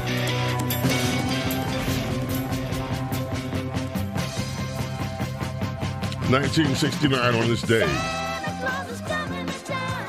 the Jackson 5 make their first network television appearance. Of course, the only show that was the show to go on nationally, The Ed Sullivan Show. On this day, 1969. With us now, again, we rejoin Princess Diana. Princess, you sent me a story, former Washington Post columnist, then he jumped over to CNN, and I think he's not with them anymore. But Chris Cizilla, he's with Van Jones. Was this his own podcast or something? Yes, he has a new podcast. He's former CNN and former Washington Post. He ran The Fix, which was sort of a must-read insider piece for a long time. But he's now with Politics Aside. That's the name of his podcast. And he did get right. Politics aside. Well, he's still doing politics because he did get a great guest, Van Jones, who is always interesting. And as you have said this week a few times, it's such a good thing that his own party is not going to listen to him because he is swerving into the truth all over the place. And he did again yesterday on this podcast. We have a soundbite from it. Let's listen in and hear what Van Jones has to say. How the hell did Donald Trump figure out the mainstream media is the fringe and the fringe is now the mainstream? How the hell did Donald Trump figure out? I mean, Joe Rogan is obvious, right? Like, we knew the guy had a big audience. It's not like we were, stunned. But, how the hell was he, the 78-year-old guy who doesn't even have a computer and still, writes handwritten notes, how did he become the guy who cracked the code on, to your point, running a cultural, I don't even want to say campaign, running it was a movement. Look, heading a cultural movement versus a campaign. Every one of your people knows Elon. Listen. So everybody keeps, the problem is you have a framework in your mind that, how can Donald Trump? Guys, can we cut it out? Donald Trump is not an idiot. Donald Trump, let me just be very clear. Donald Trump is smarter than me, you, and all critics. You know why we know? Because he has the White House, the Senate, the House. Totally agree. Court, the popular vote. He has a massive media ecosystem bigger than the mainstream, built around him and for him, and a religious fervor in a political movement around him. And his best buddy is the richest person in the history of the world, and the most relevant Kennedy is with him. This dude is a phenomenon. He is the most powerful human on earth and in our lifetime, and we're still saying, well, how was this guy? We look like idiots to ordinary people. You're totally right. Wow. Yes. Princess Di. Wow. What? In a nutshell, and it is dawning on Van Jones, the more he speaks, the more, the magnitude of this event of Trump's victory is hitting him. And he is actually seeing what he sees. Now, that is one of those phrases I use all the time. People don't see what's right in front of them. They have blinders on, preconceived notions, all kinds of things. This is a guy who has his eyes open. He's observing, and he's telling the truth about it. And he's looking around and saying, I'll tell you how smart he is. And this is going to be the mistake that the Democrats continue to make is they think Trump is either an idiot or Hitler or a combination of both. And so since they're fighting a caricature, they're not in any way opposing the real events and the real man who is a remarkably successful president already, even before he's in the second term. So for having Van Jones to point it out, and it also comes at the same time that the Democrats have no opposition leader, and they have no message because for 8 years it has been 100% anti-Trump, which is not a message and not a political agenda other than stop this guy, he's bad, he's bad, he's bad. And their liberalism has brought them to this point where they have basically, their operating system is they have transposed good and evil. And so they have no potential to succeed in America until they come to the Lord, as it were, and change their view of life and truth. This is stunning. I played a lot of, as you know, Van Jones comments in the during the week. Here's what I want to do, Princess Di, with your permission.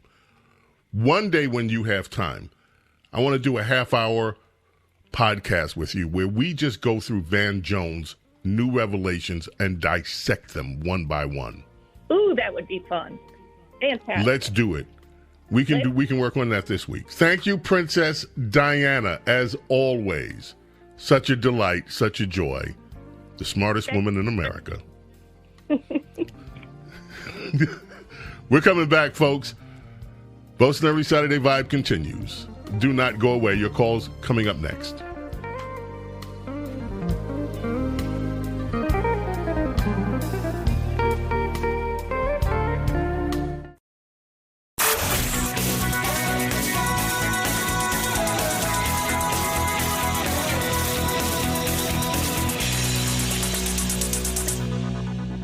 The James Golden Show. It's politics, but theater of the mind with James Golden, a.k.a. Bo Snerdley.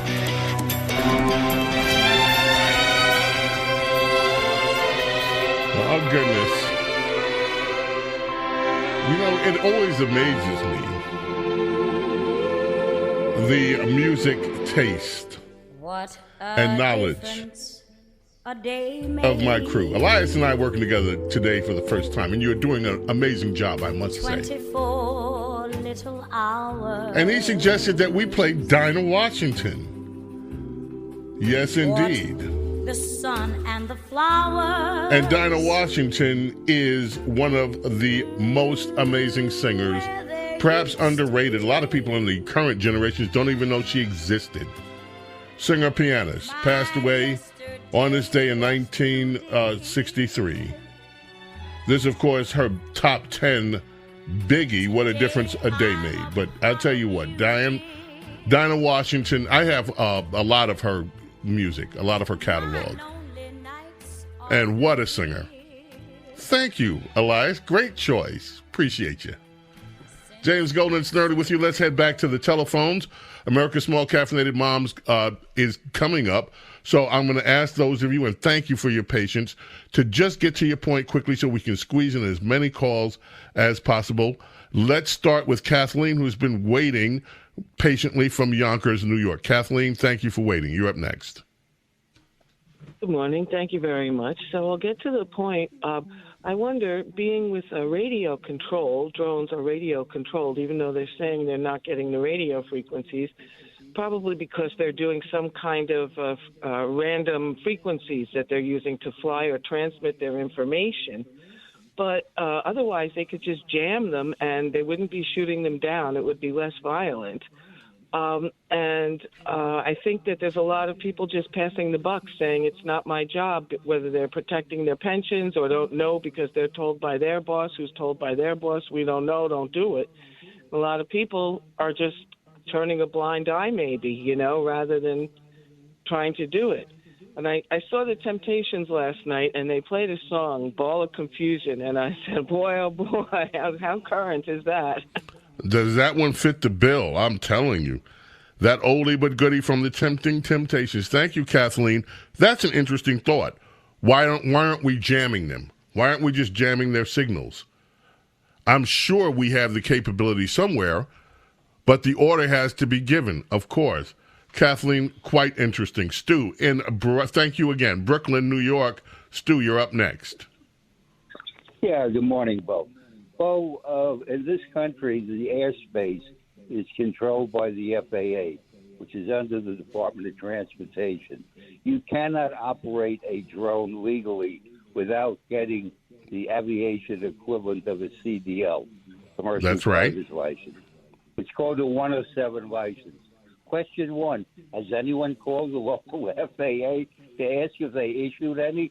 Number two, if you want to see the drone that Amazon is operating, just Google Amazon drone, and you'll see the latest. Yeah, but these drones are not the Amazon drones. These drones are the size of SUVs. These are not. So is their latest drone. Just Google Amazon drone. Amazon has had a program testing commercial. Look, these are not Amazon drones, Stu. Stu, these are not Amazon drones we're talking about. They're not. Sorry, they're not. And believe me, if they were Amazon drones, we would know it by now, because people would also have their packages. Thank you, Stu. Appreciate your call. Jim, in New York, you are up next. Yeah. Good morning. You know what Kellyanne Conway said was very interesting, and it demonstrated Democrat arrogance. But Napoleon said, "If your enemy is making a mistake, don't tell him." And I think Kellyanne Conway shouldn't give the Democrats advice. Let them keep making mistakes. It'll be terrible if they start winning elections again. You know, I understand the sentiment, but here's what I also understand. Princess Di called this a few weeks ago. She said, when I was looking and we were dispensing our own postmortem, look, the Democrats are going to double down on what they do. They're not even listening to their own guys, like Carville, Suppenhead, or Van Jones, let alone listening to Republicans. They think they're smarter. Thank you. Appreciate the call. Mike in South Carolina, you're up next. All right, Bo.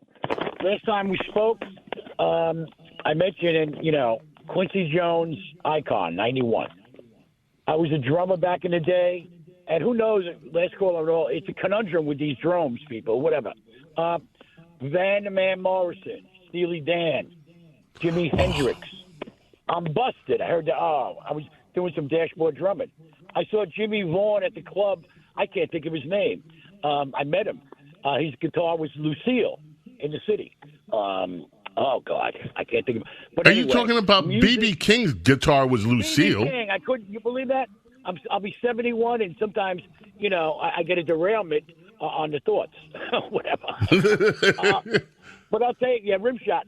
But I'll tell you what, Bo, keep doing what you're doing, and I'm glad people like to talk this and that. Joe Biden and Kamala and the rest of the far-left Democrats, they can't get out quick enough. I'm glad we got our country back. I'll leave you with this. Here's a rim shot for you, Bo. A little dashboard drumming. All right, here we go.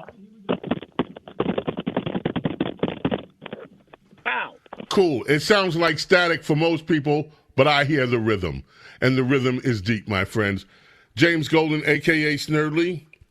And we're going to take a quick break. And so we are going to rejoin with America's small caffeinated mom, Rhonda Schrock. Stay with us. Here we go. The James Golden Show.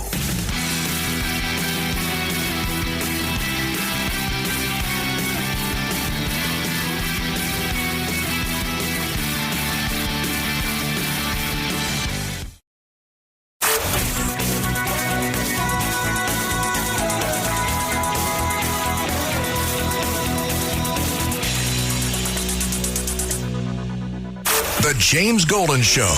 It's politics, but theater of the mind with James Golden, a.k.a. Bo Snerdley.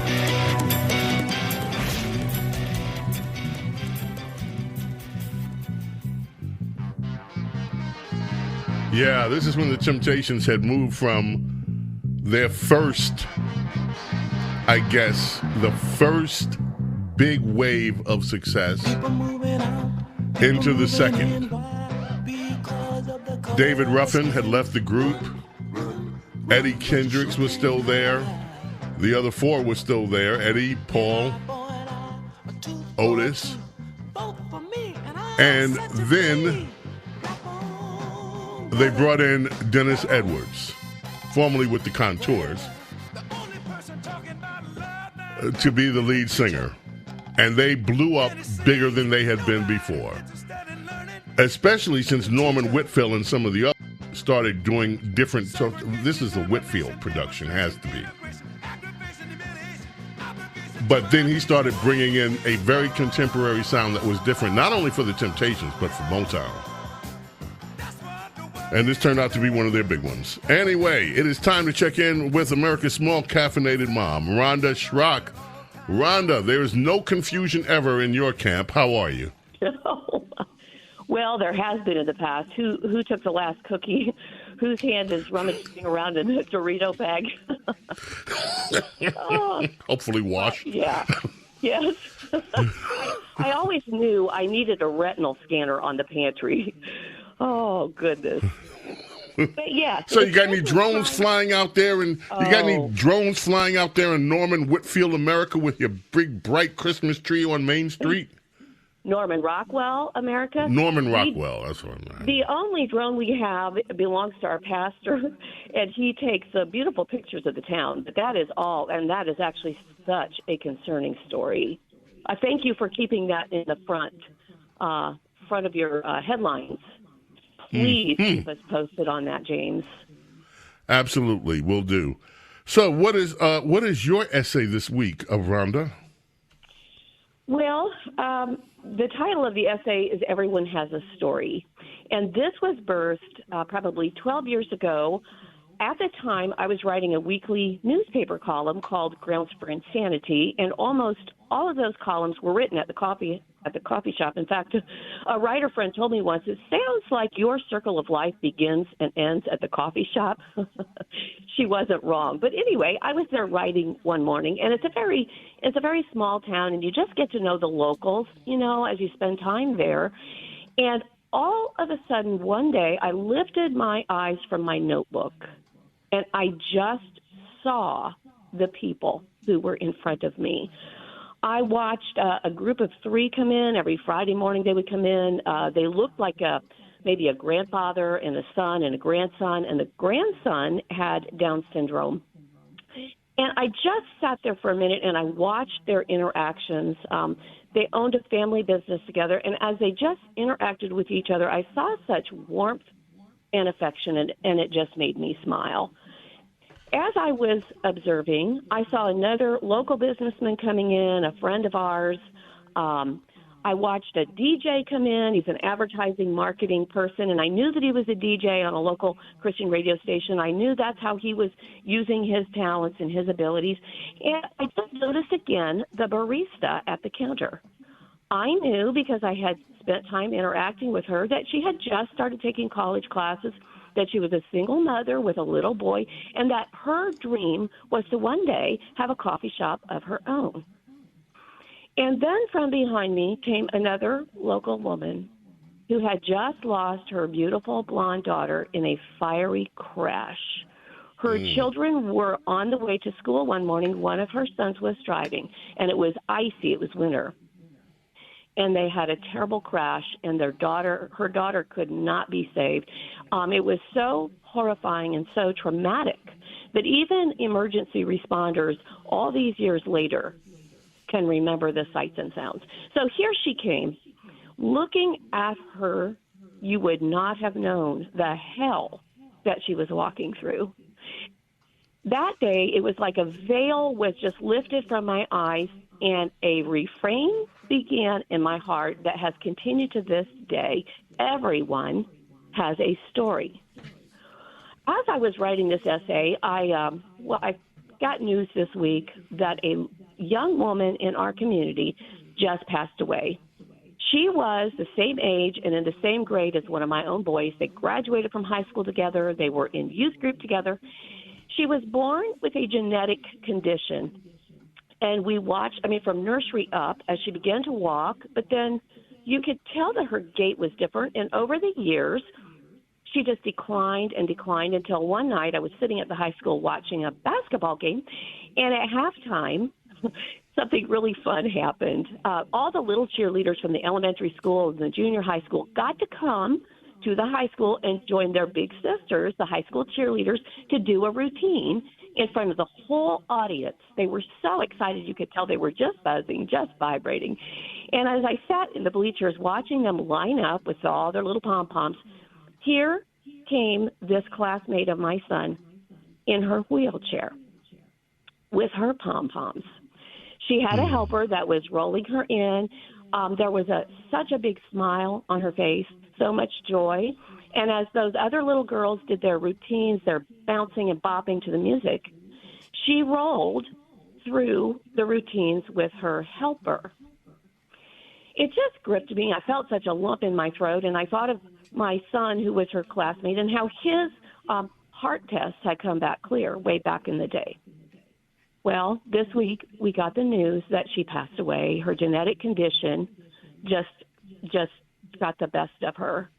But this was what her mother shared. This was her daughter's words when she was alive. I know that he will heal me in heaven.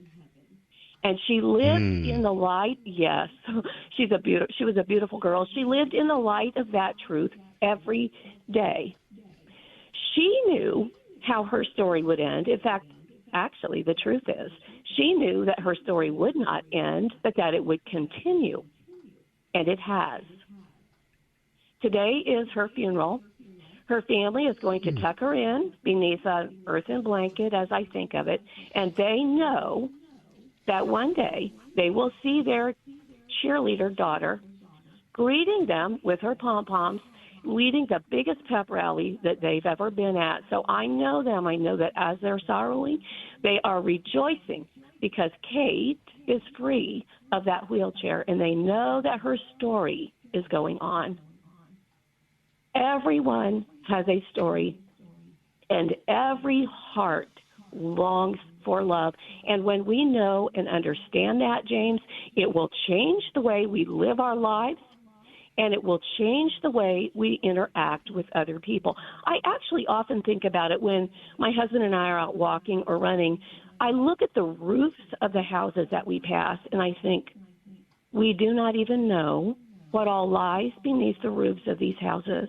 The pain, everyone carries secret pain, disappointment, hopes, dreams, burdens, everyone. You cannot live in this world without pain.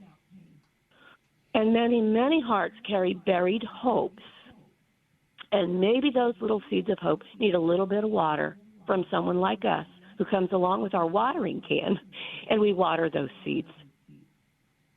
If we can just keep that in mind, and we make sure that we know how our stories will end, that they will end like Kate's and actually begin like Kate's, we will live in the light of eternity. And that will give us a quality of life that cannot be measured. It cannot be measured.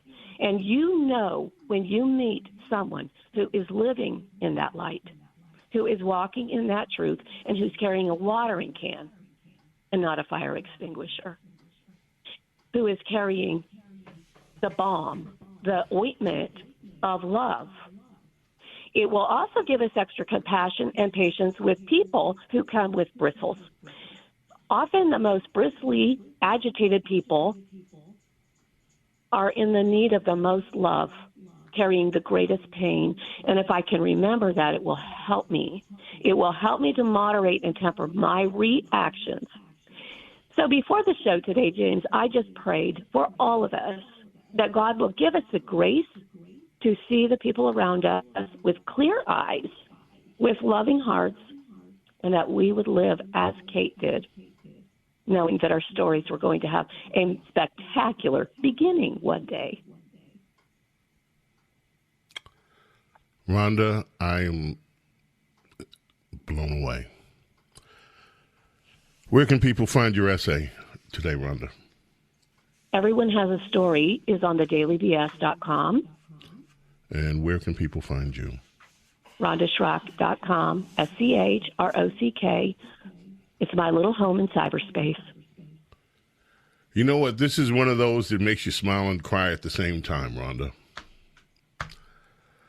Yes, I understand. Utterly profound. Utterly profound. Mm. And we send our love to Kate's family, by the way. Oh, thank you. Thank you. Thank you so much. Thank you for sharing that. Yes. Thank you, James. And we look forward to checking in with... Yeah, we look forward to checking in with you next week, Rhonda. This was quite the inspiration and quite the story. Thank you. I'll be right here. See you then, James. All righty. Bye-bye. Wow. That, ladies and gentlemen. Let's head back to the telephones. Let's check in with Jason in New Jersey, who has been waiting. Jason, how are you? Yes, Jason, thank you both.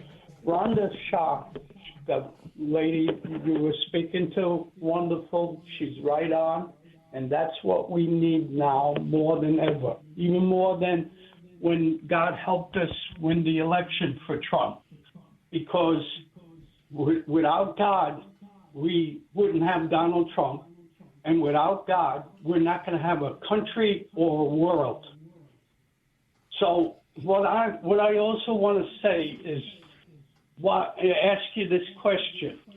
We might have to go, Trump and all of us, I think we can do it as American citizens because it's about us. Go to the Supreme Court.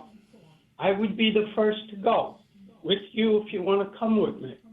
And tell them, in this situation, when you have a president like Biden, vice president like Harris, that have done since they took office all the wrong decisions, evil decisions, when we have an election. Where are you going with this, Jason? What is it that you'd like to see happen? He should be able to take over because he won the day that he won the election. No, Jason, look, Jason, we have a constitution. Now, many people wish that this transition period was shorter. That can happen, but it's going to happen legally. And it's not just by going to the Supreme Court and saying change the Constitution, because they can't do that. It is through a constitutional amendment. Since the Constitution proscribes how the transitions of power are supposed to be handled in America, it has to be changed constitutionally. That starts with the legislature and then goes out to the states.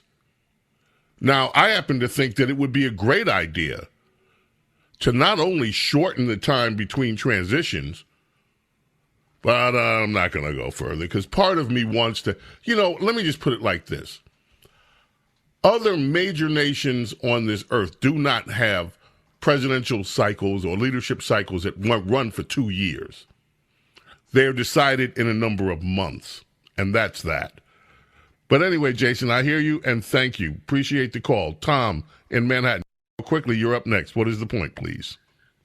Tom, Bo, good morning, and I just wanted to touch on the drones. Has anybody thought about the some 30,000 illegal Chinese have snuck into this country of military age that may be very intelligent and have taken various parts that have been shipped to them to assemble these drones here in the United States? I don't know whether anyone else is thinking about this, but I certainly think that you give people a reason to think about it. Put it like that. Yes, my friend, so quickly it all ends for another week. James Golden, Snerdley with you here, and let me just say what a pleasure it is to have you here each and every Saturday morning. Tell your friends about it. May God bless, protect each and every single one of you, your family, your loved ones. Oh, Christmas season is here. Hope you're enjoying it. Until the next time, my friends, I bid you adieu.